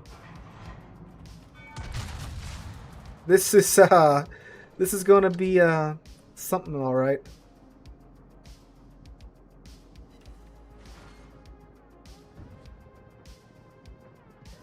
MG Gaming, thank you for your service, sir. I appreciate that.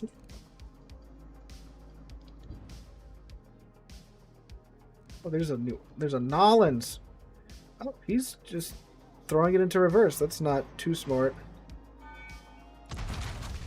That's all right. We don't need to unmask the rear guns because we already. Oh. God, you have the opportunity to do the funniest thing right now, game. Okay.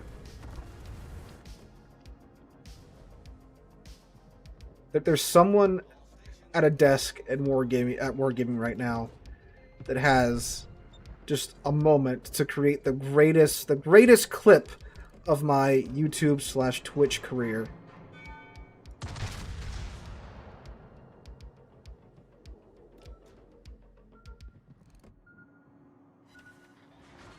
It's always odd how the players that are like, again, I don't like to be the guy to say like you're playing your ship wrong, but like again, the daring that's sitting behind his team trying to farm out a Schlieffen while the cap's wide open for him to go in and do daring things. He's the guy that's getting all bent out of shape and stuff about the rest of his team.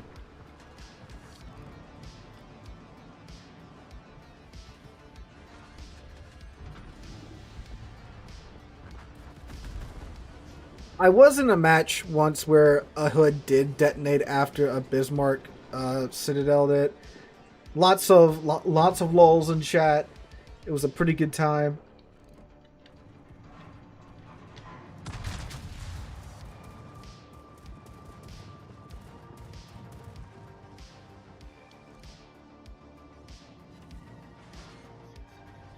I don't think this Bismarck is gonna be too aggressive. Oh, there's the Kitakazi. Dang.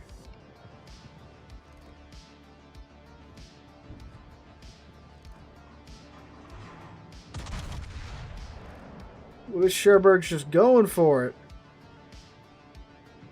Engine boost drifting around the corner and all. Good. Oh, okay, never mind. I thought we did like 6K to him. Oh, okay. It's one of those games. Alright.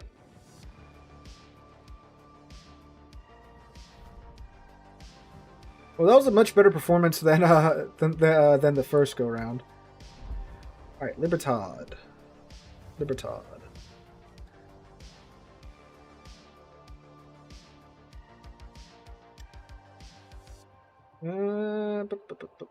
There it is. Joaquim Marquez Lisboa. Yeah, I should just put that in chat. Just the YouTube link to the Do Your Job video. Yeah. Yeah, that video was made after... I'm pretty sure I explained it in the video. Like, I had like 5 games in a row where the destroyers and cruisers and battleships just were not doing anything and sitting in the back of the map and not doing what they were supposed to be doing. There is a lot that is put on to destroyer players in this game because so much relies upon them doing their job.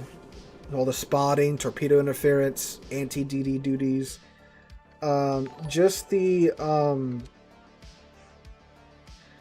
just the threat of having a DD on your flank is enough to warrant to ward off so many ships from pushing.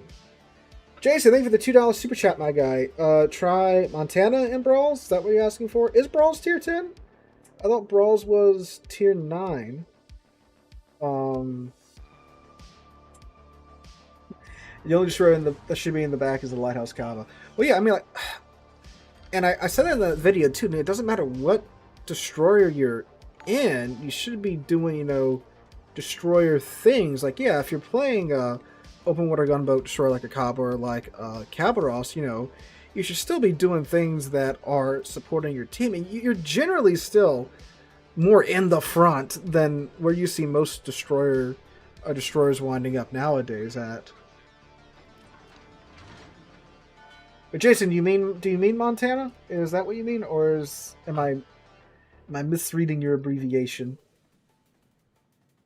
Oh, it is tier 10. Okay. Oh, that's right. Yeah, because duh. I forget that that all that changed. Oh, hi, Amagi. Another $2 super chat. Thank you, sir, yet again. What's your opinion on Enterprise Mission number 2? Ooh, nice moves, Amagi.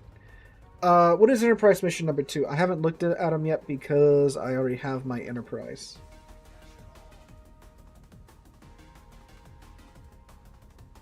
No, I mean, like, last time I went to Brawls, it was last patch. I don't know why I thought we were still in the same patch cycle. That's my bad. Yeah, Kid is so good at, well, being an American destroyer. Especially, like, a Fletcher at tier 8 with the heal is it's so nasty. It's such a mean combination of ship. Okay, I need to not sell into this Amagi again.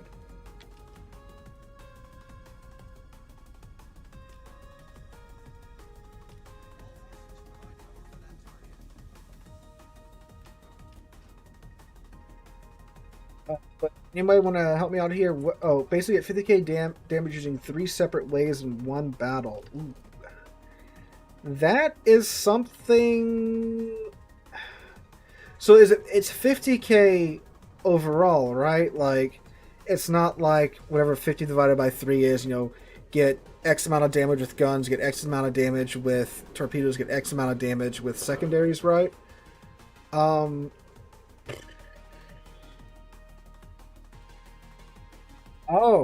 Oh god, so 50k from 3 separate. Ooh. Huh. What would you? You'd have to use like British. No. Um. Orion. I wish I had gotten the Colbert when it was available. Colbert. Is the Colbert not still available? You can. I think you still get the Colbert for steel, right? You, oh. Jason. Schlieffen. There you go. So, torpedoes, good long-range torpedoes for a battleship. You got the amazing secondaries and the main battery guns.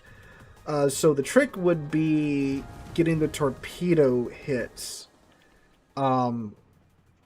That's what you would have the hardest time with. But I would think the Schlieffen would be the easiest thing you could do that. Does it have to be American? Colbert's Research Bureau. Thank you, Carthen.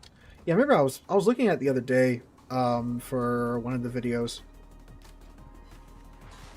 Oh, Citadel in Massachusetts? Really? Really? That's nuts. Oh, yeah, Napoli too. If you have Napoli, let's move, Libertad. Napoli would also be, yeah, a good pick for that.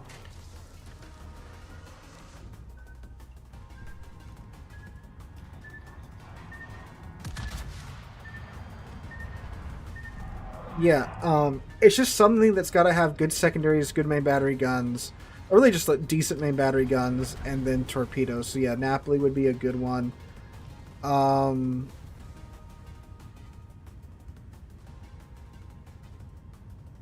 Scharnhorst, yeah, Scharnhorst or Scharnhorst 43 would also be pretty decent for that.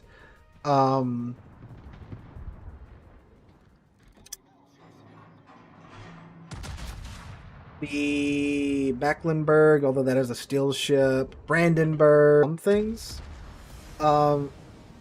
Which, I mean, like, World Warships is a very difficult game to get, like, the younger generation into.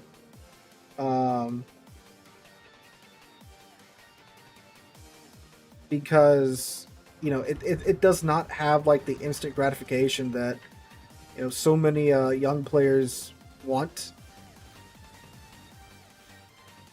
And, you know, how short, like in being a teacher, I've seen the, you know, how short the attention span of most adolescents is now. And it's like, my God, how do you exist? Like, do you just, like, sit on your phone looking at TikTok all day? Which, a lot of them, yes, that is what they do.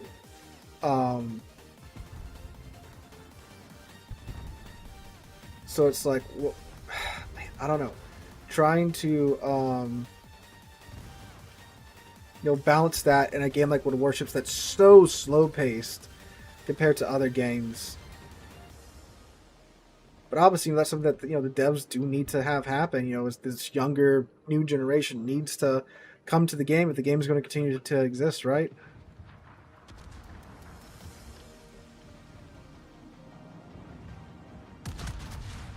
The cat is crying outside the door, but I know if I let her in, she's just going to turn around and want right back out.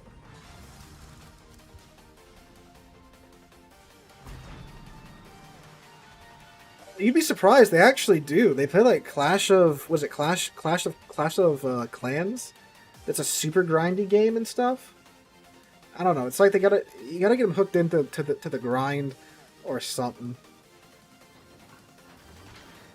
with some type of gameplay loop that's like satisfying. It's addicting and satisfying, right?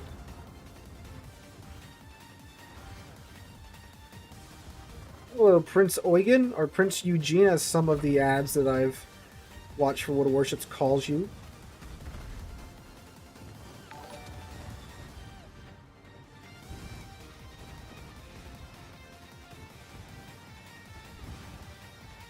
Yeah, it's like, oh, Laurie, thank you for the 10 euros, my dude, or dudette, whichever one you be. Thank you.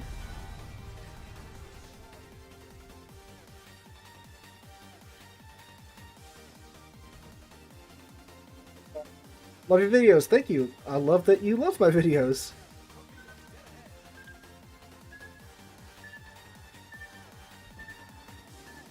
It's like that. Who was the guy last week that like did like $300 in super chats? Like, I don't know where that guy's at, but I mean, like, I would not mind if he showed back up again.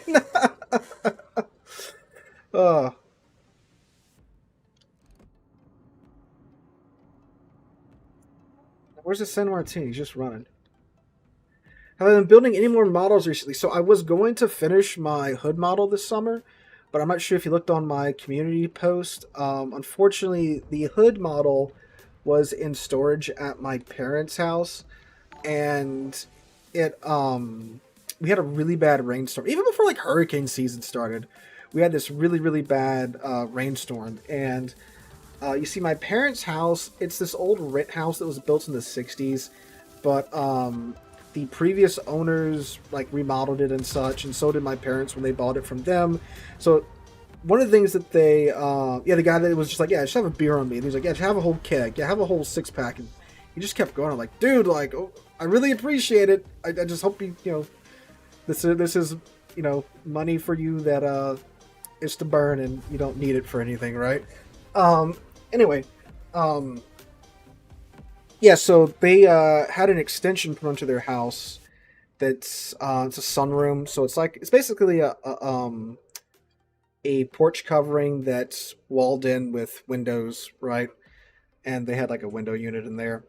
It rained so hard that extension collapsed and crushed the hood model, which was really painful because I had just gotten done with the superstructure. I just got the wood deck on there, and it was getting time to put the main and secondary battery guns on. It was almost done, but it got crushed. So that was just very, very sad. So unfortunately, no, I don't have any at the moment. I do have a couple that are still sealed and boxed up that hopefully I'll get around to working on here in the future. So we're supposed to look and see if the Wisconsin has her missiles on her. But someone said she does, and I thought that there was like an Easter egg where there was like a single Tomahawk just chilling on her deck. I don't know if she has like the launcher. Ramsey, yeah, hey dude. Nice to see you here on the live stream. I see your comments on YouTube all the time, my guy. Alright, so does she have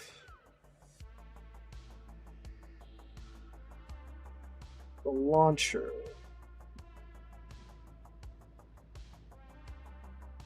I don't see them because on the real life Wisconsin, because I've been to the real life Wisconsin. They're around here. And I do not see them. Is it on the... It might be on the parade camo. Woo, that's bright. No, that's the flag box.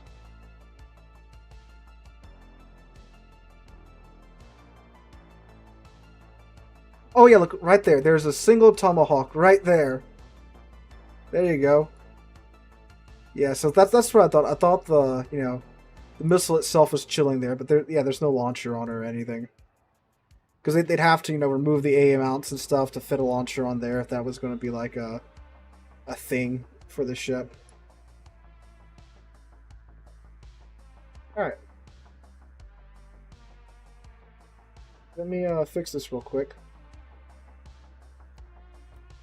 Pure heartbreak, I just start the Trumpeter Renown. Yeah. I've got a few more. Someone has to see Missouri, so we'll go play Missouri.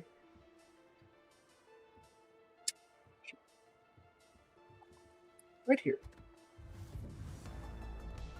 Yeah, to get the triple carousel in port, you see, you click this little button right here in port, and you clicked. So see, like, this is the standard carousel view, which would take me like a year to get through. You click compact carousel, then you click this drop-down menu, and you can choose how many layers you want on the carousel.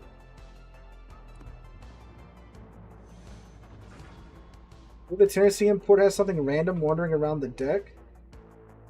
I don't know if I had escaped to go back to port, but I think we got into a battle. Oh, SU-47. Yeah, no, they're testing missiles out in the upcoming Star Trek Operation mode. This Satsuma main setting matchmaker for 5 minutes. So they are testing like actual missiles now. So there's that. Which basically they work like well, if you watch today's video, you can see more than one example of. Oh, did Pebble get on the other side? Pebble did get on the other side, and here's a gear.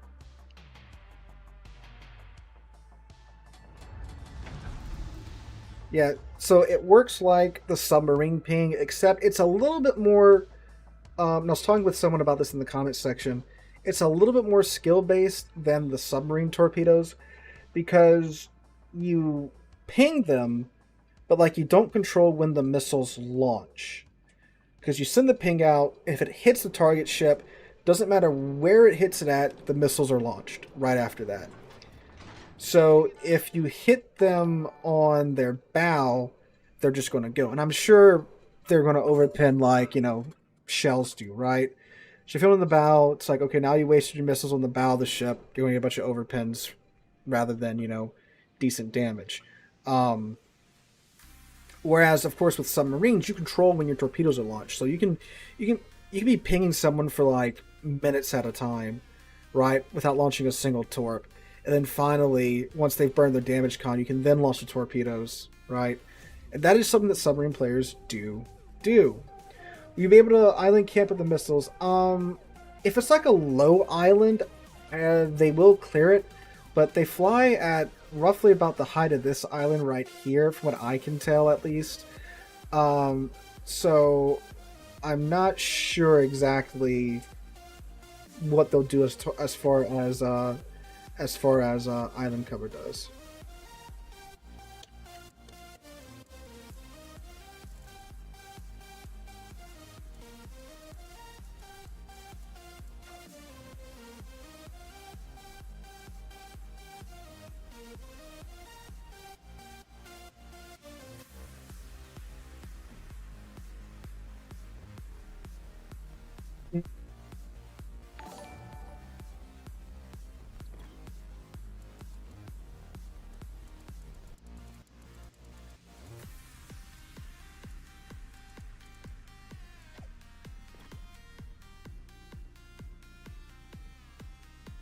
Oh, John stream sniped me with his Jervis, his Missouri.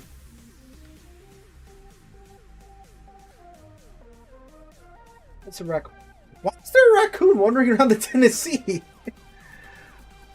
I mean, I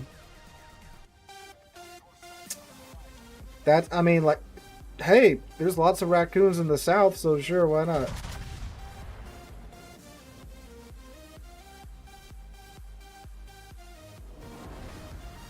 Oof. Pebble, I think I nailed your turret there. Or I hit his, Whoa. Hey, Izumo. Oh, raccoon is a state animal. Alright. I mean, ours is a bird, so, yeah. The pelican. The brown pelican.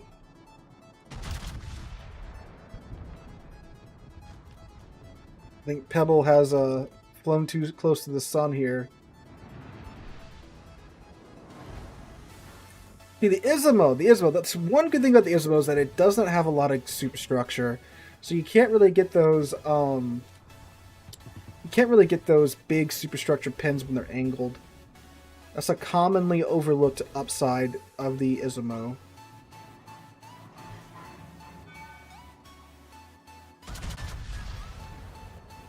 Like, if there's a German battleship, I could just aim for a superstructure and just pin him like that. He's slowed down, so these are gonna just hit his bow, which are gonna do nothing. Not to mention that it's armored midsection, which is a giant middle finger to so it's a man. We are moving, fellas. I don't know how that happened, how I'm still alive, but that was, I saw my life flash before my eyes. Dang. Whiskey has battle cruiser dispersion, so while it's better than battleships, it's not cruiser dispersion.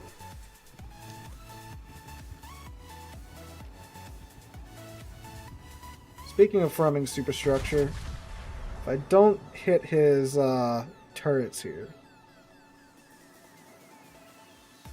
Main jump scare, yeah. See, there you go. Nice 11k to the main. Now let me cap in peace.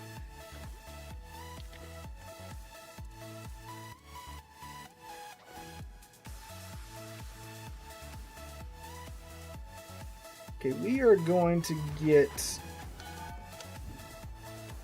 behind the islands and out of the open. Now, the thing about the Missouri, too, is that she does not get the improved hill that the Iowa and the Montana and North Carolina get. She has the old American battleship hill, which is just like a normal hill. So, yeah. Jorn, I'm going to come cuddle with you, my guy. Ow, ow, ow.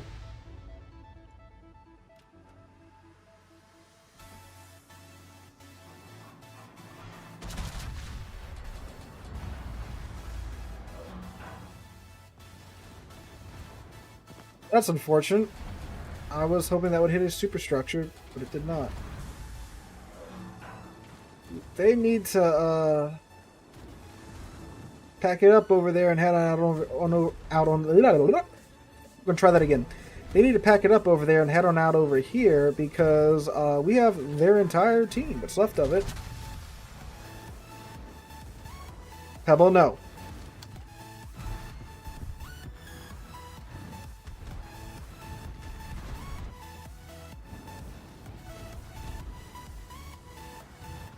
Okay, while the main is scary, I can... Pebble, no. I can at least bow tank him. Oh no, Jorn's dead.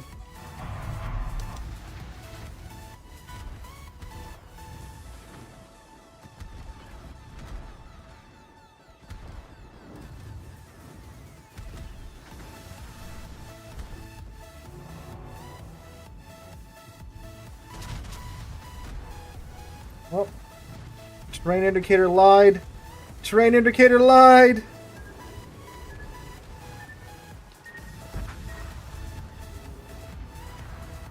Alright, we're gonna try that again, but in And hopefully a less cursed bit of matchmaking.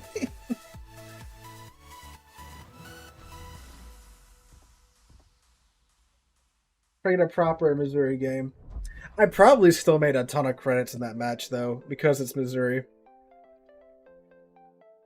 Yeah, the Iowa 2, North Carolina 2, and Missouri 2, Montana 2, they're all out and about. Oh my god, homie with the super chat asked for Montana and Brawls. Okay, I'm gonna do that after this match, my guy. Someone remind me to play Montana and Brawls after this match. That's what the $5 super chat was for. All right. More normal matchmaking. Oh, I didn't see this. Double sub CV games. Double sub super ship CV game. What do Warships in 2024 be like?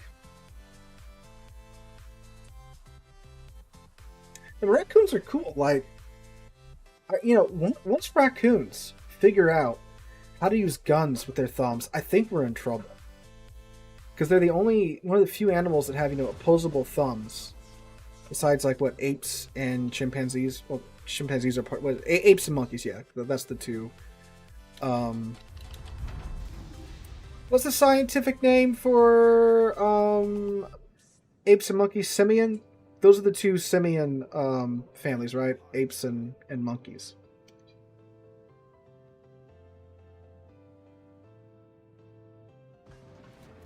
Well, there's a Des Moines here. There's a Fletcher. And a Schlieffen. And Midway. The rest of them are premiums, though. And a Janon. Primate. There you go. That's the word I was looking for. Primates.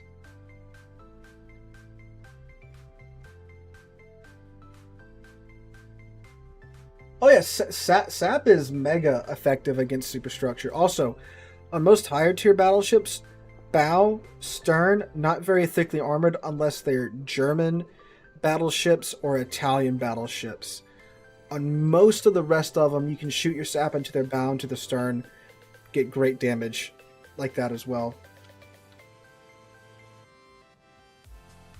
Yeah, superstructure across the board should net you some good damage numbers, regardless of what line it is.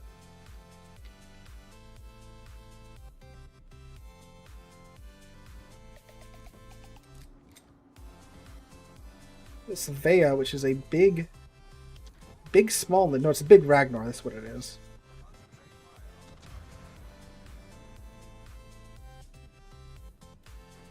Dude, I was playing Hildebrand to reviewer, and I got like 35k'd from a Colombo because he managed to hit my my hangar walls with his sap. Like, oh my god! It's like, well, yep, that's what sap do be.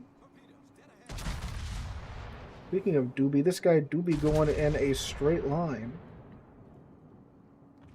Nice, slow down. We should still get a single pin on him. Oh, they're also going to die to our Schlieffen secondaries at the 2.5 minute mark. Aquindo, I am turning, sir.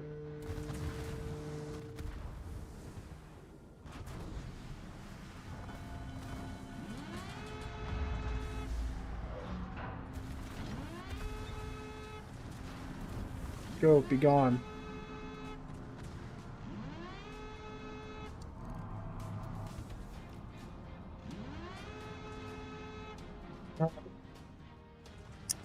Have to file an insurance claim for that one.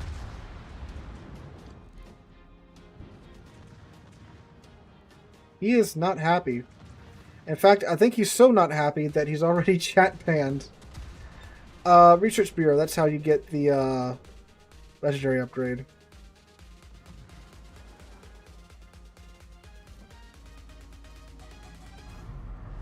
You used to be able to get them just by playing through the ships and getting XP back in the day in their own special missions. But it's, yeah, it's through the Research Bureau now. They're like 19.5k Research Bureau points. This man is playing Oquendo as an open water gunboat, which is not the best way to play Oquendo, in my humble opinion.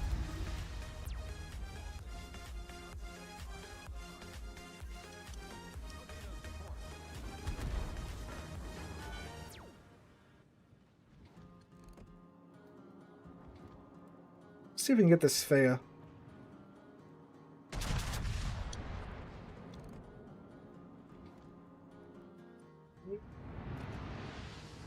I might have called it right. Let's see. I called it right, but sadly no sits. Cecilia, the ledge mod for Colombo. Two pretty different playstyles there. Cecilia is more secondary based, obviously. Legendary mod for Colombo is a good pickup for Colombo if you like Colombo's playstyle. So like if you like Colombo, I would get the legendary module over the Cecilia.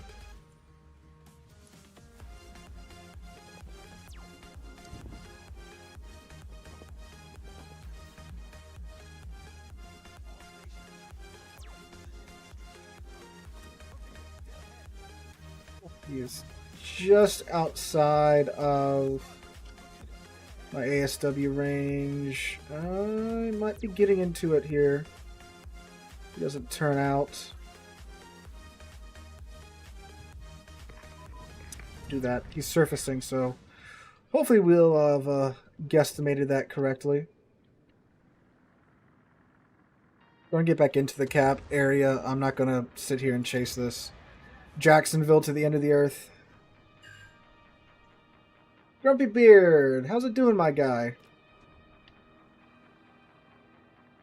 Very nice name, sir. Do you too possess a fabulous beard?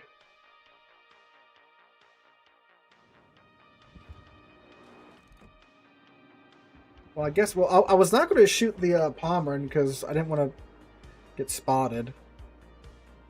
But if no one's going to finish him off, I should let a salvo rip. Where's the? Somewhere over there.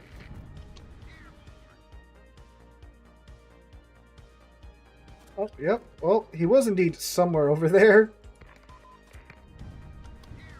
You gotta go to the Research Bureau. Belfast Museum Ship Tour when? Okay, you're definitely gonna have to, like... So there's a top tier of my Patreon. Because I know that's not gonna be cheap. I gotta get a passport. Fly to London, stay in London. I mean, going to Europe would be mega cool. I could definitely do Belfast and Victory. That'd be cool. I don't know what like the laws are like filming in public in Britain though, in the UK. In the US, it's pretty much ooh yeah, good hits on Jacksonville. In the US, it's pretty much like, if it's in public view, it's fair game. So I don't know how the laws work over there.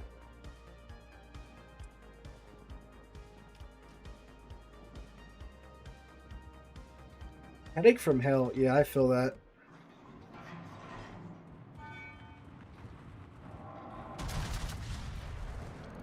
Is that within radar?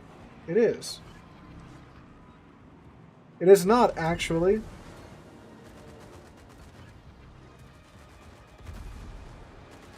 We're going to throw that in reverse. Yeah, you need 5 tier 10s before you can get access to the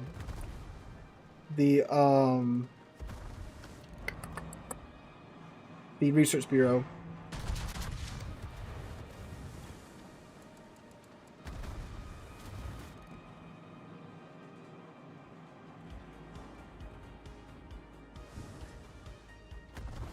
We have what I believe is an AFK Montana.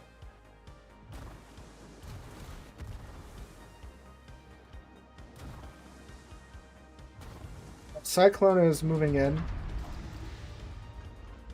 HMS Cavalry. And don't they have like the last what is it? It was like a passenger ferry for the Titanic. Is somewhere, is it in Ireland or is it in, I think it's in Belfast, right?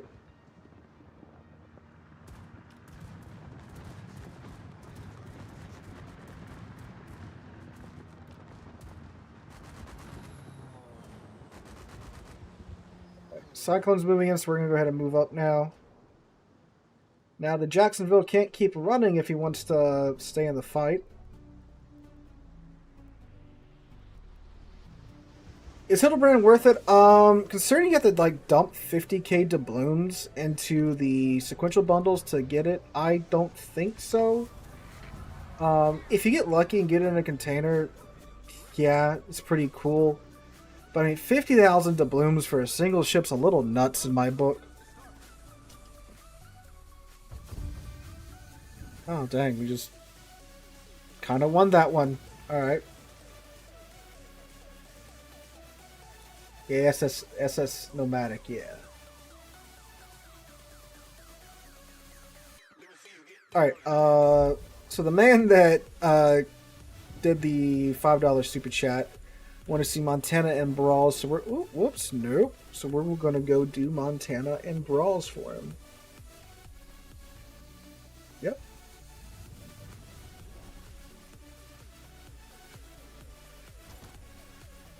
Alright. Now this is a unique upgrade Montana, so I have the better burn and flood times at the cost of concealment.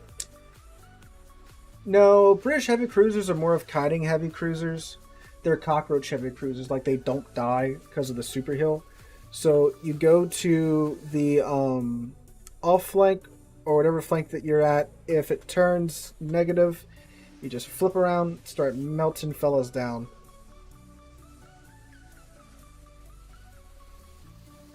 I mean, like, it can do the whole island hugging thing, but you need to be like, well, not hugging islands, be behind islands and lobbing your shells over islands, like most heavy cruisers play. But at the same time, too, you don't want to be too far in the back because it does have pretty slow shells.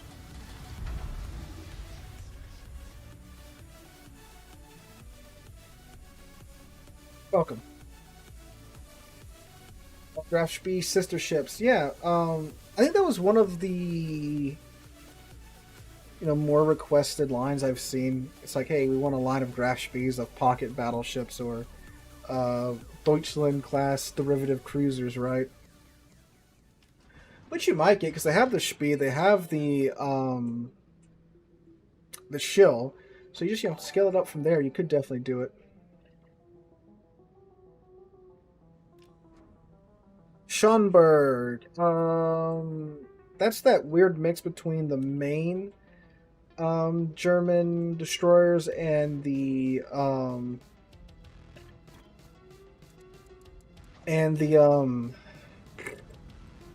Elbing line, is it not? Malagas, I do not know. They should have like a little spiel explaining the rules on the event page. I would assume that once you beat the first round of missions, you can go into the second round of missions for the Leyte Gulf missions. Oh, there you go. Ryan's got you.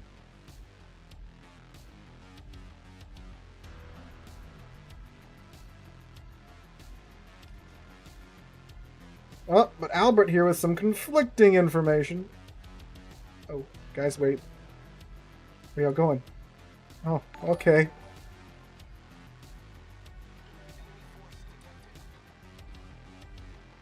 Is there a better anti-air nation? What nation are you on?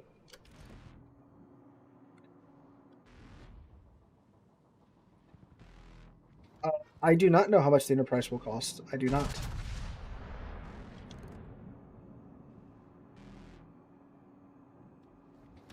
Actually, they unlock, but you can't open them, yeah, until the 17th. Okay, there you go.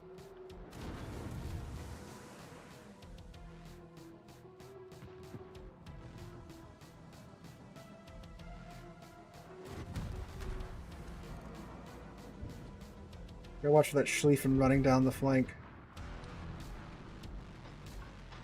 I haven't picked a nation yet. America's got pretty solid AA. The British light cruisers have really good AA. The Dutch cruisers have really good AA. So do the Dutch, the Pan-Euro destroyers. Pan-Asian ships have pretty good AA as well.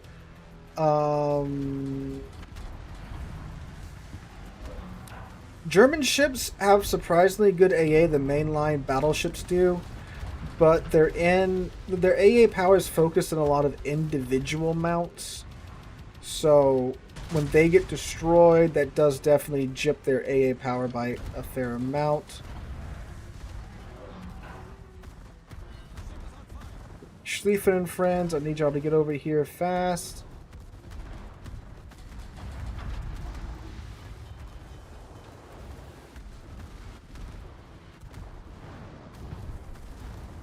I know my superstructure has to be incredibly saturated at this point.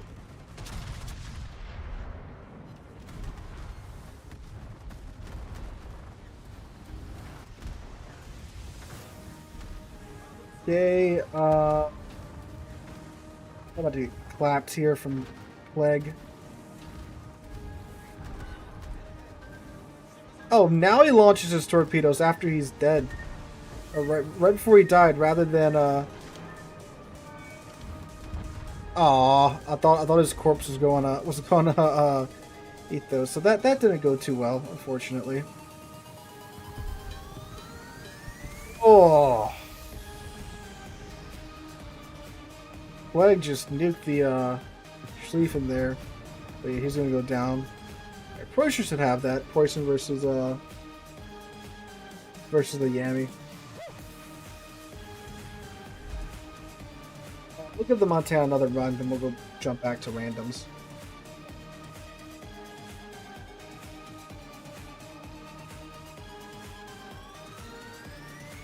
I guess I should have gone with them. But hey, we kept him distracted for quite some time. That is most definitely true. Ooh, I bet Libertad's got to be really mean in this mode, right?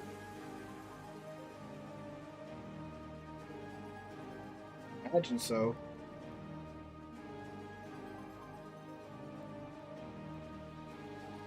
Hey, Darth's on my side. Napoli. Oh, you can take other tier 10 ships too. Okay.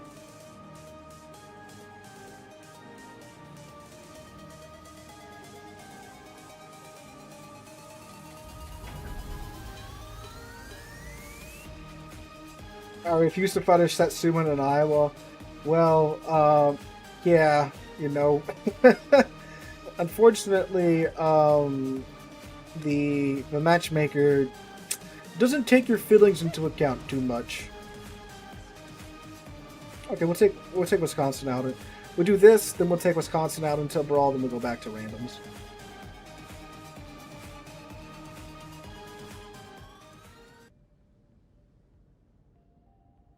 Another Yami.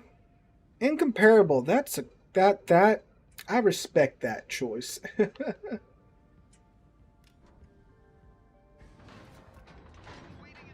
Oh, that's what we'll do. We'll go into a mode shuffle and take some secondary ships.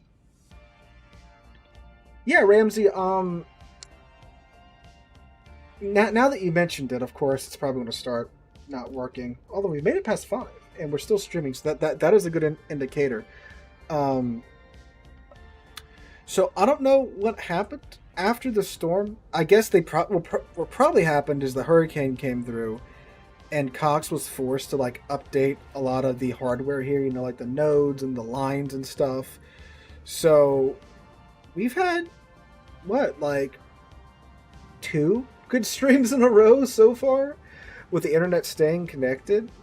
I also like doubled the bit rate, which was already where it needed to be, but I think I'm just shoving so much data through the lines here now. I am the one that's bullying others off of the internet now. So that might be what's going on. But as far as like a better company, no, we're still stuck with Cox. I'm surprised that it's actually working tonight because I figured with all of the devastation in Florida because of Milton that that was going to throw a monkey wrench in it, because like Cox is primarily based in like the southeast around Georgia and Florida and all of those states. So I didn't think I I was gonna have like a good connection tonight because I figured, like either, a lot of hardware is down there, and that might be where some hubs are at, so people are piggybacking onto our connection. But I mean, hey, it's working so far.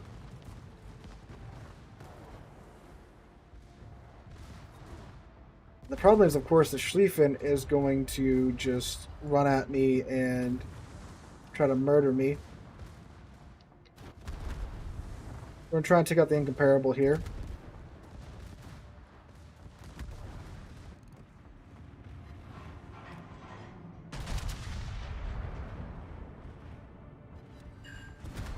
No citadels. That is big disappointing.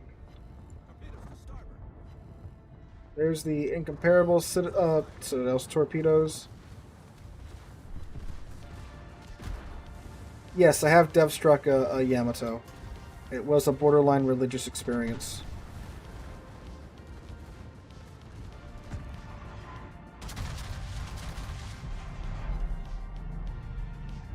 Naturally, that all bounces. I actually hit that little strip that he's got by the cheek.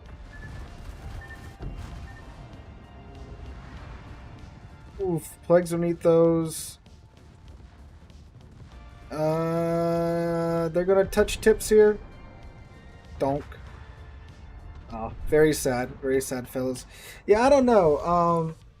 These guys know how to do the whole Pirates of the Caribbean thing and flank you.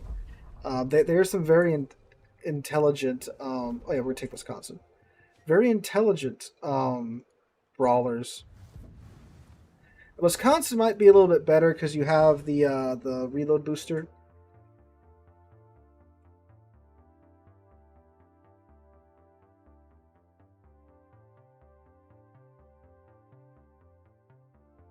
So I don't know. I guess we'll try to flank. I mean, when it's brawls, you go up against ships like Schlieffen that's got torpedoes and stuff. So not too much you can do.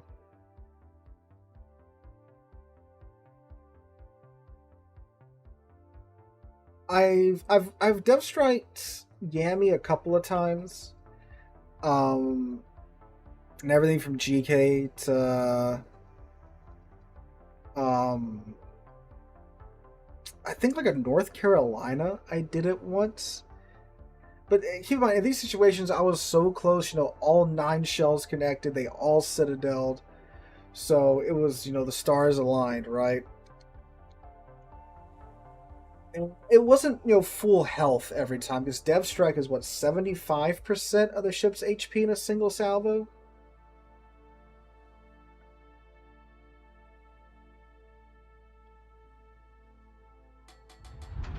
Especially once you get used to hitting the cheeks, because the way the Citadel is created, if you shoot right around the second turret, right below the second turret, at a certain angle, you will Citadel the Yami.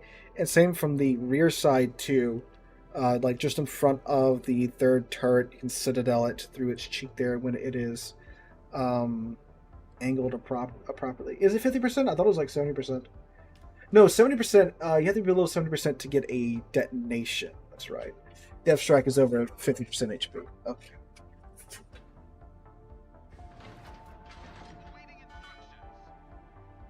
Yeah, AT&T is up to the town to my west and to my east with fiber, but not where I live. So I'm literally in the middle of AT&T's fiber coverage,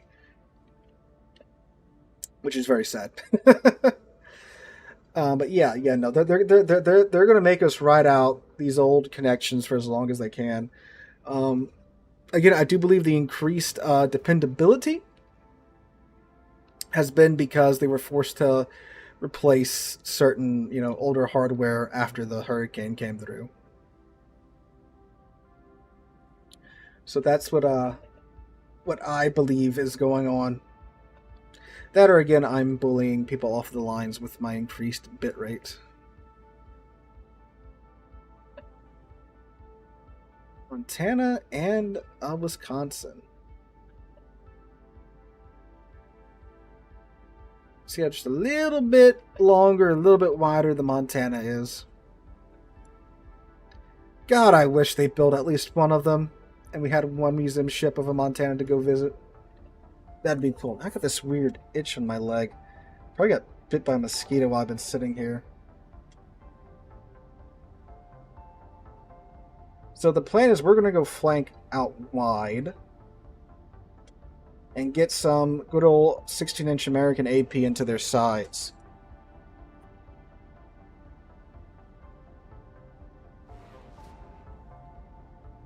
And of course there's a Schlieffen. We're radared by the Rhode Island. Oh, it's Frost. Frost taking a Rhode Island. That is indeed a bold take. Because it has even less HP than the Wisconsin does.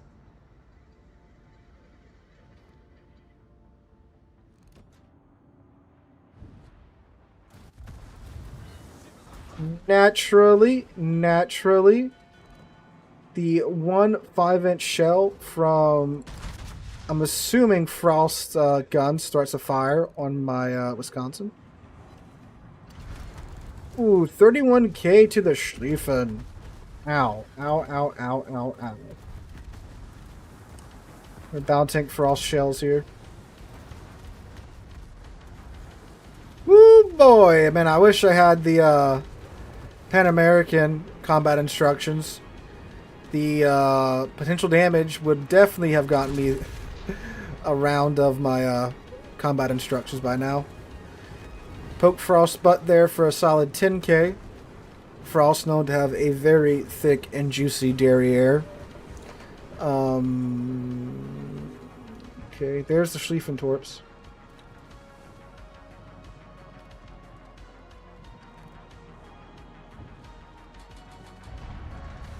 Okay, we are contesting the other cap right now, so they're not gaining any points from it. I don't feel like selling out in front of a Ohio, so we're gonna try to stop.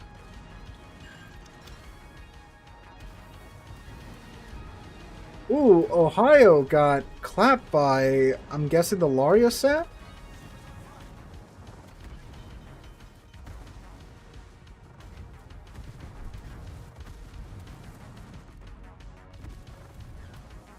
Hello, Frost.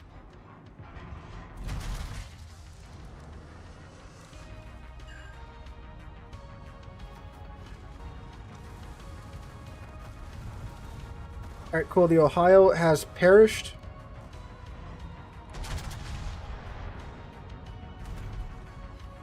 Some nice, clean salvos from the whiskey there.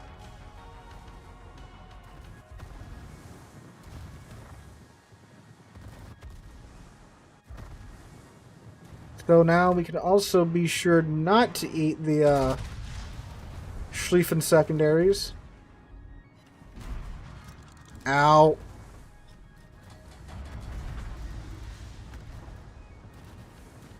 Hey, Mike. So you are going for the Tennessee. Good choice. I believe she is well worth it.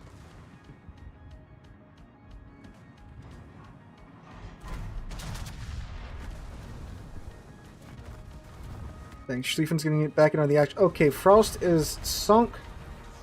So don't have to worry about him for now. I'm going to get my nose into this island so the Schlieffen can't shoot me. Plague is low. Blocker's at about half. I'm just going to survive here until I can get my heal up. Ooh, down to 7,000 HP.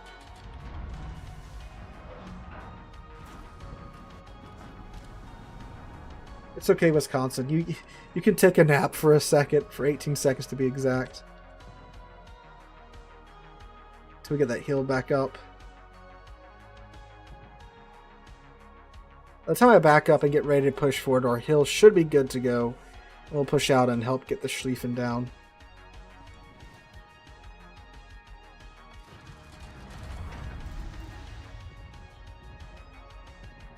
I am worried about the Schlieffen getting his torps out, though. They could be heading this way. Although, there he goes. No need to worry about that anyway. So there we go. Wisconsin does work in brawls.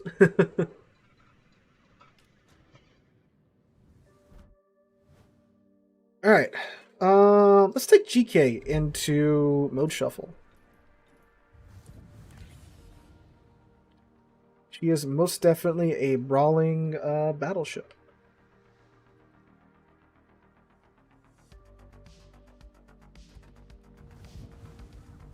GK with Lucians.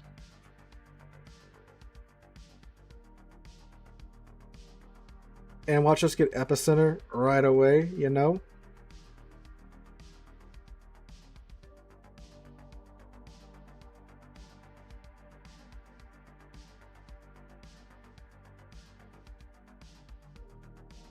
Oh, I'm going to go grab... My PC parts have arrived. I'm going to go grab those. I'll be right back. 1 second.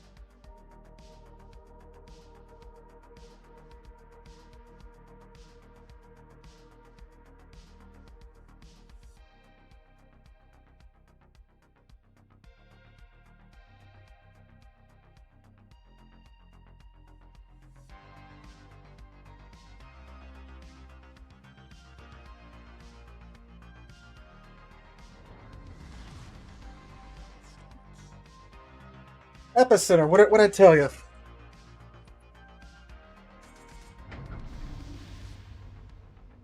Looks like I got here just in time. So shout out to Amazon for putting my $750 worth of PC parts in the yard.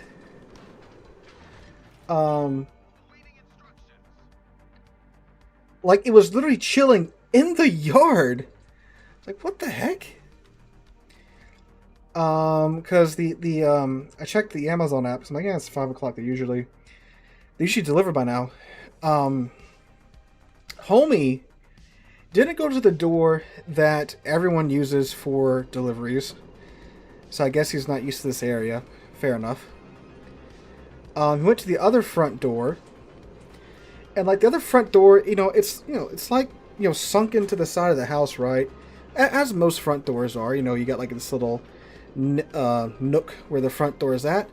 Most people take the box, put it right there, nestled into the nook, out of sight, out of mind, right? So that people don't walk over and steal it. This guy just dropped it like half on the concrete in front of the door, half on the grass. It's like, what? Now, I mean, granted, the guy probably didn't know that there's $800 worth of computer parts in there, or darn near $800 worth of computer parts in there. So, okay, but like, what are you doing? And the odd thing is, it's like in front of the front door like this. I was gonna bring the box in here, but they have my address like written in Sharpie on the side for some reason, even though the sticker has the correct address on it. So, okay. Whatever. So, I guess, thank God it wasn't raining. That would have been, rage-inducing. If it was raining and he leaves my motherboard, my RAM, and my new CPU fan, and, out in the rain. I don't know. What's annoying is that that's the door that we don't have a ring camera in front of because everyone comes to the other door.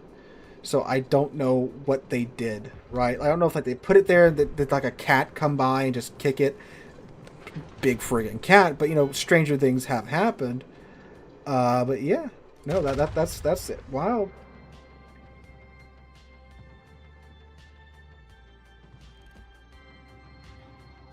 Yeah, Doofenstein, I feel you. I feel you. So what I got, it's a new motherboard.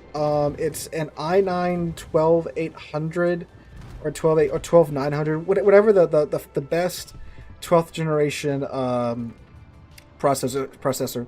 I got it for like $250. So I was like, oh, all right, cool, sweet, right? Um, and then 64 gigabytes of DDR4 RAM and a new motherboard and a Be Quiet CPU fan. So some good stuff. Some good stuff indeed. All this should go very well with my 3090. Upgrade from a 2080 Ti to a 3090 like last year, and now I'm upgrading the rest of the PC to get the maximum out of the 3090. I've got like a 15% bottleneck with my old CPU that I've been meaning to. I told myself, okay, I'm gonna get this 3090, and then I am going to upgrade the CPU later. Well, what's really wild is that the 3090 and the CPU is from a pre-built system, but like they paired this i9 10850 with a 3090, and it has like a 15% bottleneck. So it's like, what the heck? So it's very odd, because I thought, okay, no, this i9 it's going to come with, it's going to be like, perfect for the 3090. I mean, I should know better from it's Dell's pre-built brand, whatever it is. But yeah.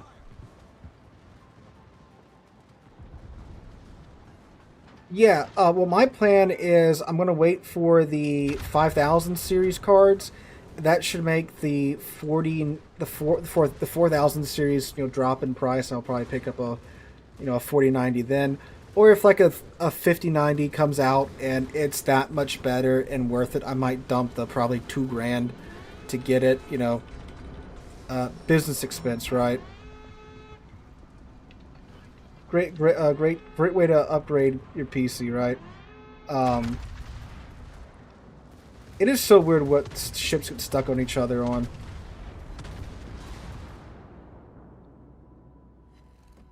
We're all right. We're all right. But yeah, so like this should be a very efficient system. I'll probably get around to building it like Sunday, maybe tomorrow. I don't know. We'll see.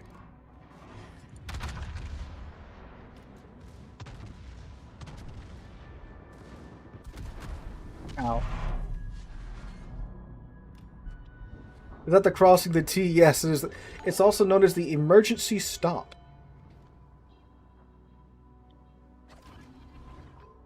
Some hydro going.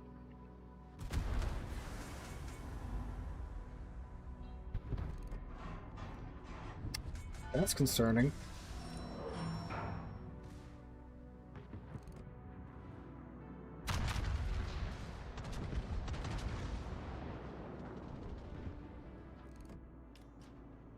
Well, Schlieffen doesn't trust my hydro, and he popped his hydro. Oh, nope, we gotta get going, because those are some torpedoes heading my way.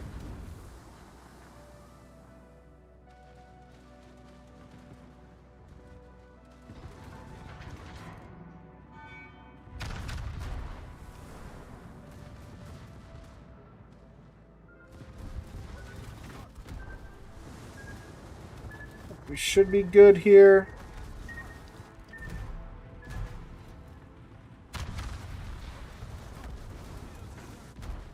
Just see what I was pulling out in front of. Nothing too crazy.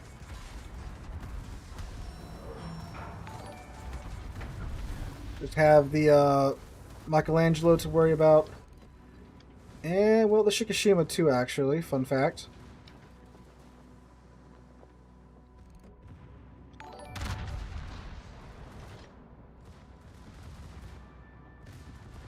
$5,000 series are in QT right now. So when should they be announcing them then? Like this Christmas season or whenever? They picked up the Harugumo. Big kill for us. Darth's there and his... Oh, yep. Let's say, I'm sure Darth knows to swap on over to AP, and he does. Ow. But yeah, the reason I went with the 12th gen instead of the 13th and 14th is because, well, apparently the 13th and 14th are cooking themselves to death. So I'm like, yeah, no, I can't really afford for the my computer to be down because it fried itself, you know? Nice shot, Loria. Thank you.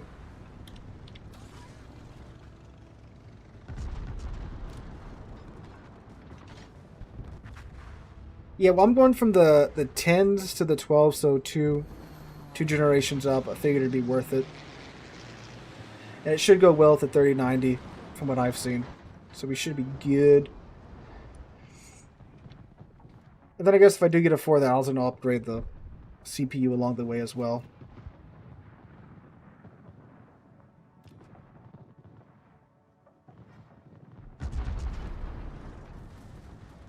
Well, that's, Pal, I don't know if you know how torpedoes work right now, but that's going to, like, scratch my paint.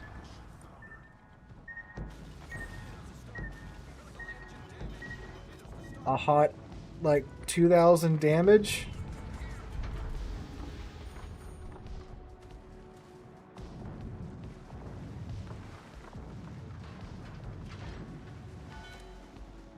Alright, 25 seconds, I'm going to hydro him and find him.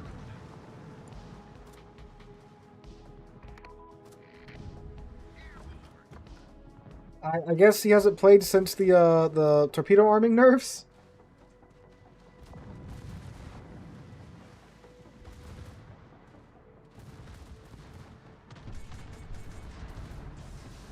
$39 to $49 is a big performance jump. Well, see, my old computer died, and I had to get a new computer for the channel. And that was at that weird point in COVID where buying a pre-built was cheaper than buying the parts for yourself. So I just went ahead and bought a pre-built that had a 3090. I said, okay, I'll use this computer for a while, and then once things cool down, I'll buy the parts and just, you know, rip the 3090 out and upgrade the PC. That was, I don't know if you guys remember that. That's when I had that PC that was just annoyingly loud. Like the fans, I mean, it was like unbearably loud. I've never heard fans that are, you know, consistently that loud before. Ooh, 1.2 mil with the GK. That's 2000 base XP. Heck yeah. Let's stick Libertad into that. This should be pretty ridiculous. That's before I knew about NVIDIA Studio mic, like the one I'm using right now, that's filtering out. I mean, this computer, you know, the fans are decently loud too, but like it's not like oppressively loud like that pre-built Dell was. So, yeah, time went on. The only thing from that pre-built in this PC now is the CPU and the 3090. Everything else has been replaced.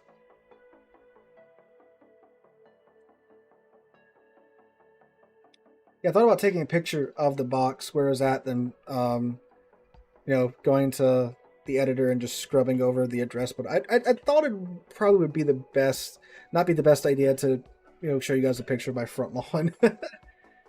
Hey man, how's it going? L95.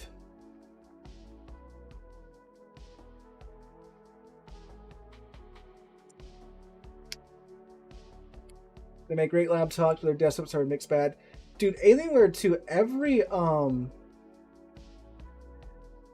like Alienware desktop I've seen, they have the same problem where the fans are just ungodly loud.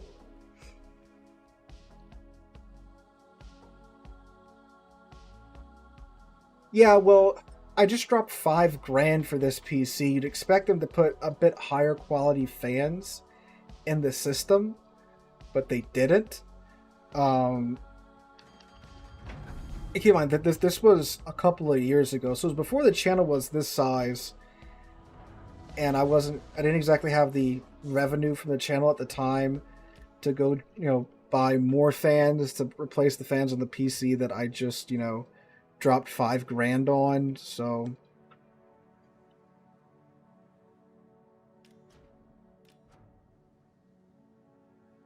I mean, now it's fine, you know. It's all good nowadays.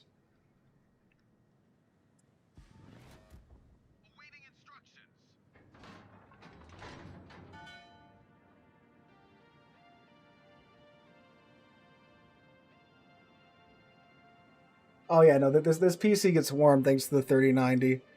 Um, man, like, because I am a little graphics hoe. I like my games to look pretty.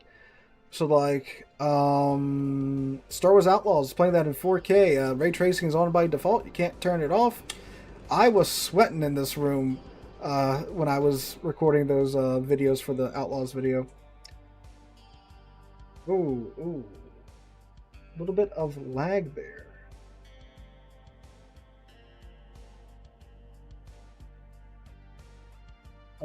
Yeah, no. And during the summer when I'm streaming, when it's like, 110 outside, and the AC can typically keep the house at like a crisp upper 70s, 80s without having to run it 24/7. Boy, it gets warm in here, y'all. I'm like glistening with sweat. It's not bad right now because we're getting into the cooler months and it's only like 80 degrees outside, so that's pretty good.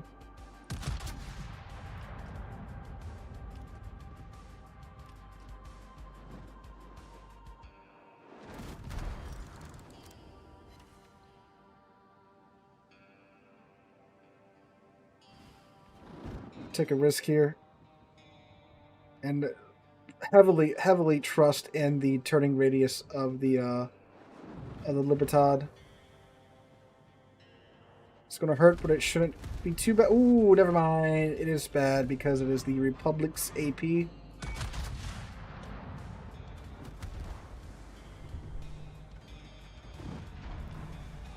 And some fool put an island here. Now my flat stern is just in the wind.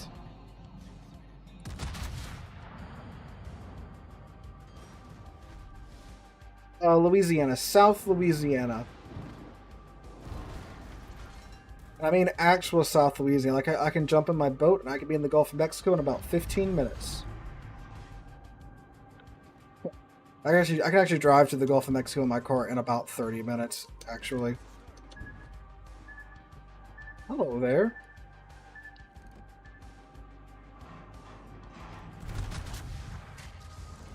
Didn't see that I had that up.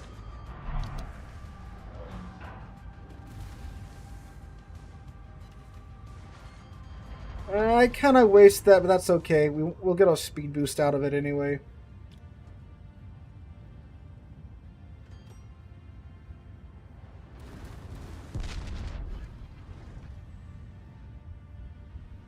We're gonna go dark and just vibe on out of here. Never mind, we're not gonna go dark because there's a destroyer about somewhere.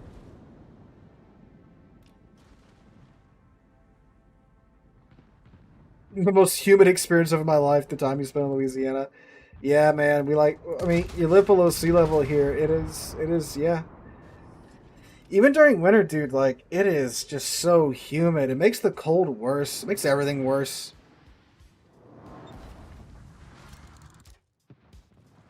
We have family that lives in Wyoming, and we go up there like, yeah, it's cold, but it's not like the, because like the the humidity makes everything stick to you.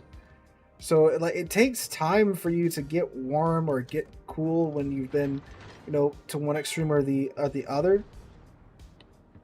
So it's just like, oh my god, it's just so miserable.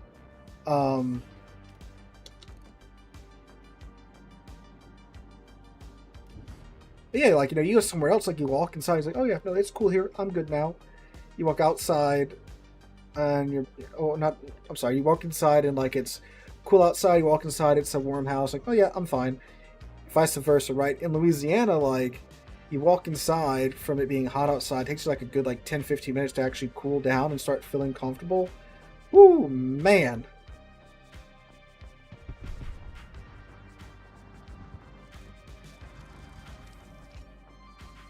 Hey, Chief, how's it going?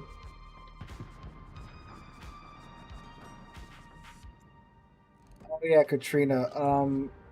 I was a bit younger when Katrina happened. Um, but I still remember it. We used to have an RV. My parents bought a old, um, actual driving RV, and we would go on trips and stuff with it. And hurricanes would come, we just pack up the RV and get out of there. We did that for Katrina, and we came back. Thankfully, where their house is at, my parents' house is at, it is the highest part of the town that we live in, so they didn't flood, but we're not that far from I-10 and Highway 90, and I remember how jammed it was with people trying to get back into New Orleans and seeing all the National Guard trucks and such drive by all the time. I mean, and we're not that far from New Orleans either, so that was crazy seeing New Orleans flooded like that.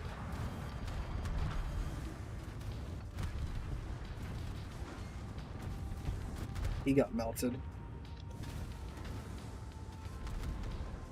Go on, Libertad, get moving. We should get our speed boost now.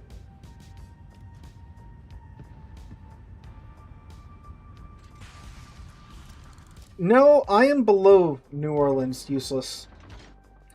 I am south of New Orleans. New Orleans is about 5 feet below sea level on average. Around here, the average altitude is negative 13 feet. So, yeah. I am not joking when I say I can get in my boat and be in the Gulf of Mexico in 15 minutes. I know, Admiral. I was so upset when Louisiana was announced as a hybrid. Like, no, I wanted a Brawling Montana class. Yeah, that's like when people are like, I'm talking about like the Libertad right now. I'm like, yeah, this is going to get nerfed, yada yada yada, and they're like, well, don't say it because you're the YouTuber and Wargaming is going to listen to you. No, they don't. I mean, they might listen to what I have to say, but they don't do what I say. If they did, we'd have an awesome Brawling Montana class battleship with the Louisiana.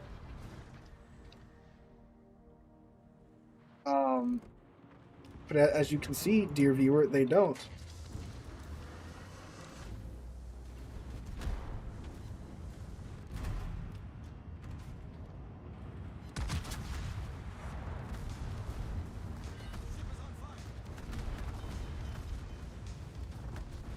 We're gonna get Fiverr here.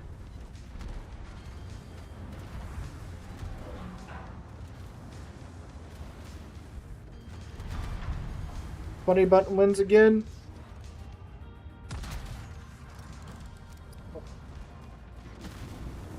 Public's about to win here. A French bias.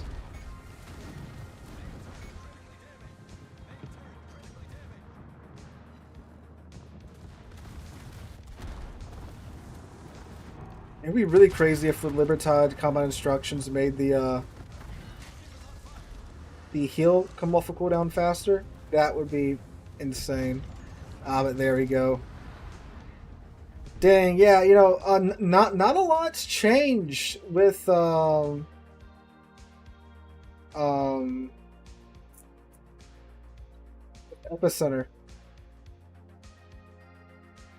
Still the same. Rob Reiner? Who's Rob Reiner? Is that someone that I'm too young to know?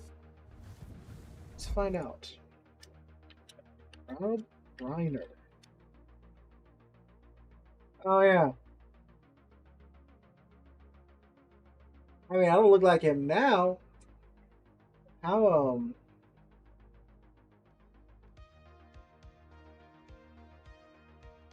he looked like when he was younger. Oh, yeah. Huh. Same baldness and everything, huh?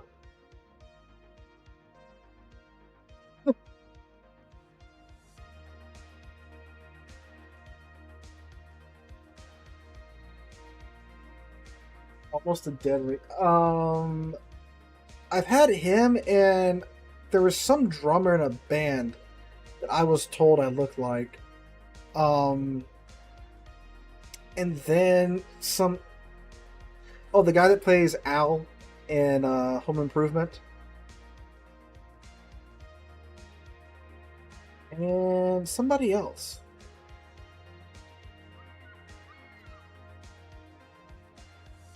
Can I take? Oh no, because it's no. I can take. I can take the Michelangelo. Again, we're giving this primetime opportunity to allow us to put Michelangelo and Michelangelo, which that makes me very, very sad. Well, no, Al had a beard. I don't know. It's probably just because I have a beard. They said I look like Al. No, but Rob Reiner. I do see that. I do see that. Yeah.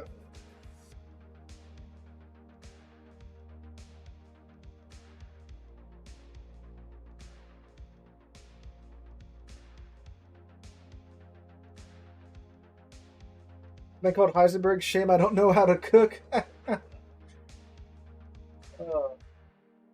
I got some kids that I'm pretty sure know how to cook. Um,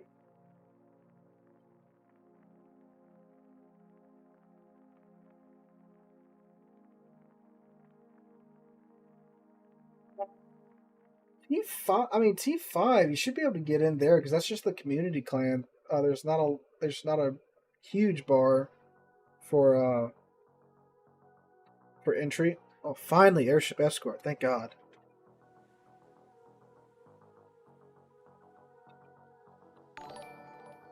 Oh, Marseille's better. Marseille's a lot better. Marseille is well well worth it in my humble opinion. EE.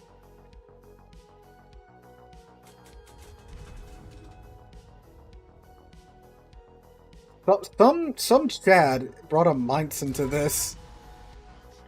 I mean, it's one of the better cruisers, but it's not something I'd be like, yeah, I'm gonna go take that into brawling mode. Oh, T3. Yeah, you definitely want to have the ship requirements for you before you get into T3. Because that's where the competitiveness starts in the TSOF family. Oh, for the map, you just hit the plus or the minus on your keyboard. It could be the one with the numpad, or it could be the one up by your num bar.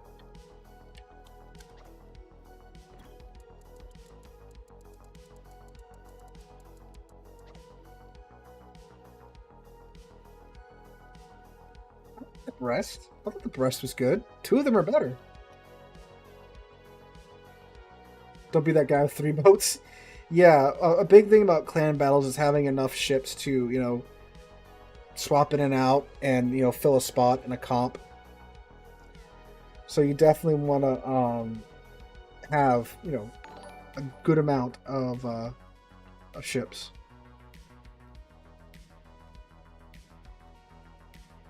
Because there's times when it's like, well, we want to run this div, but we don't have enough players for it. So we have enough players to, like, start the battle, but we don't have enough players to have the ships that we need.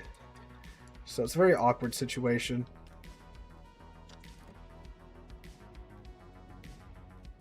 Now, if you can play like one ship like, a god, yeah, right, you can get in with that.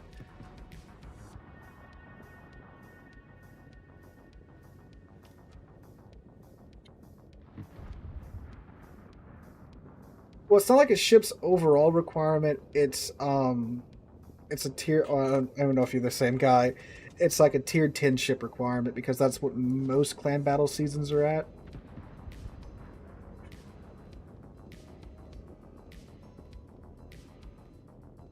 Just get back to the game after 2 years out. I missed a lot of ships. Yeah, we've had one of our community members. He took about a 2-year break too. He's back now. And we're going through stuff. He's like, I have no idea what the ship is. What is the ship good at? What is your ship bad at?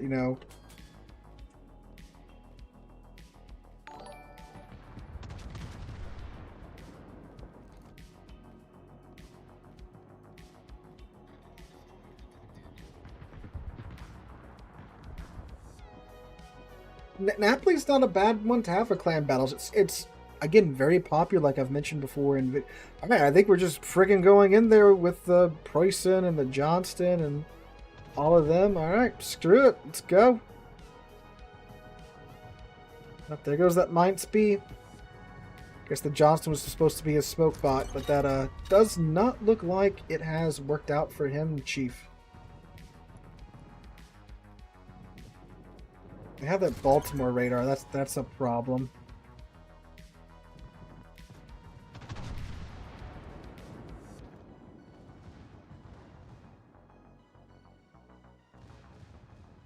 There goes the Johnston.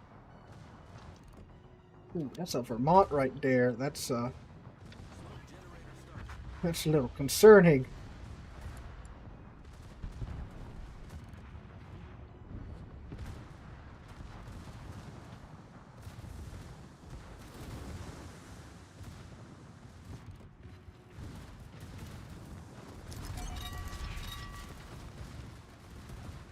We are gonna just go borrow somebody's smokescreen and hope we can get out of here in as close to one piece as we can.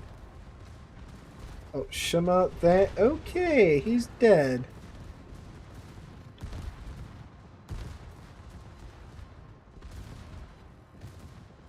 A little bit of a break between here and this next thing of smoke. Well, I sunk something. Alright, didn't even see him. Cool. Not gonna fire our main guns because we are trying to just get on by. Into the uh-oh, that's dissipating. That is very, very unfortunate time. Okay. We're good. We made it, fellas. God, I love the Michelangelo.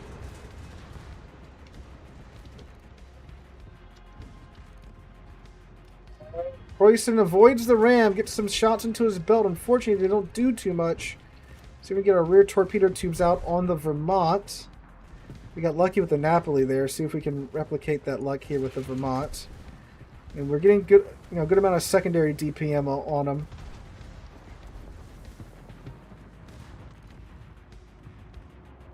"1,001 battles as of last night." Oh, to be so young again. I think I'm over 12,000 and change now. Which is crazy. I probably actually, like, if you count clan battles and stuff, like all the clan battles I've partaken in, probably closer to 14,000.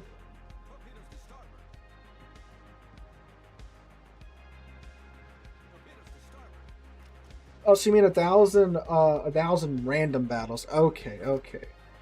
Are you one of those guys that has like 30,000 co-op battles? Because those people are wild. Oh, Captain Mason, you were the guy in the Preußen that went up to face the Vermont. Thank you for your sacrifice, sir. Best still battleship, Burgon. Burgon by far. Only 6,000 to 7,000 co-op battles. Okay, you still have your sanity, is what I'm hearing.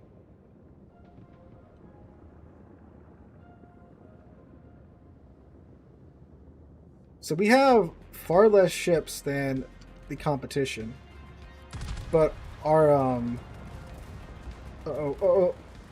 defense.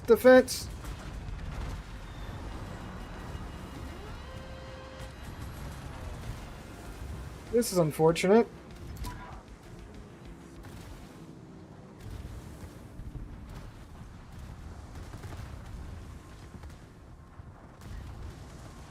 Thankfully, they are not interested in me.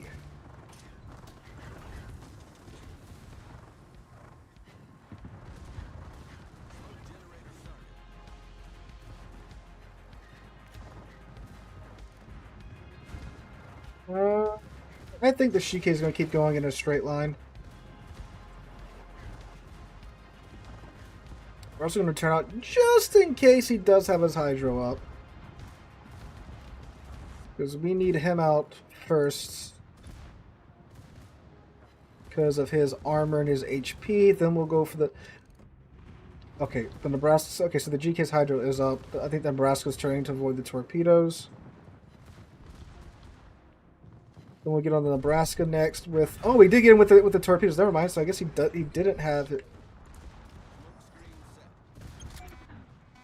Whoa, that Shimakaze was sneaky.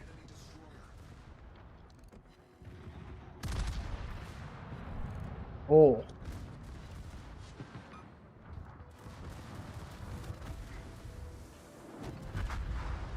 Ouch. Okay, that hurt. That was mega unfortunate. Dude was waiting there.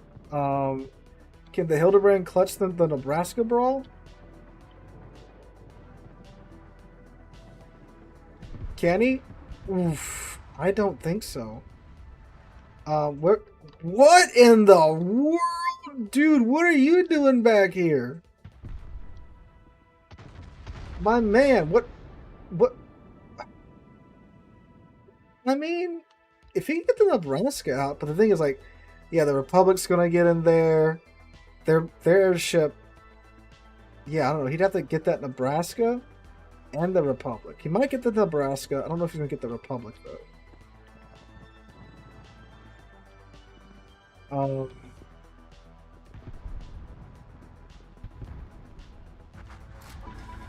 Yeah, Lewis, if you check out today's video, I talk about that. Oh yeah, no, we don't have much of a chance for this one, fellas. Big sad, big sad.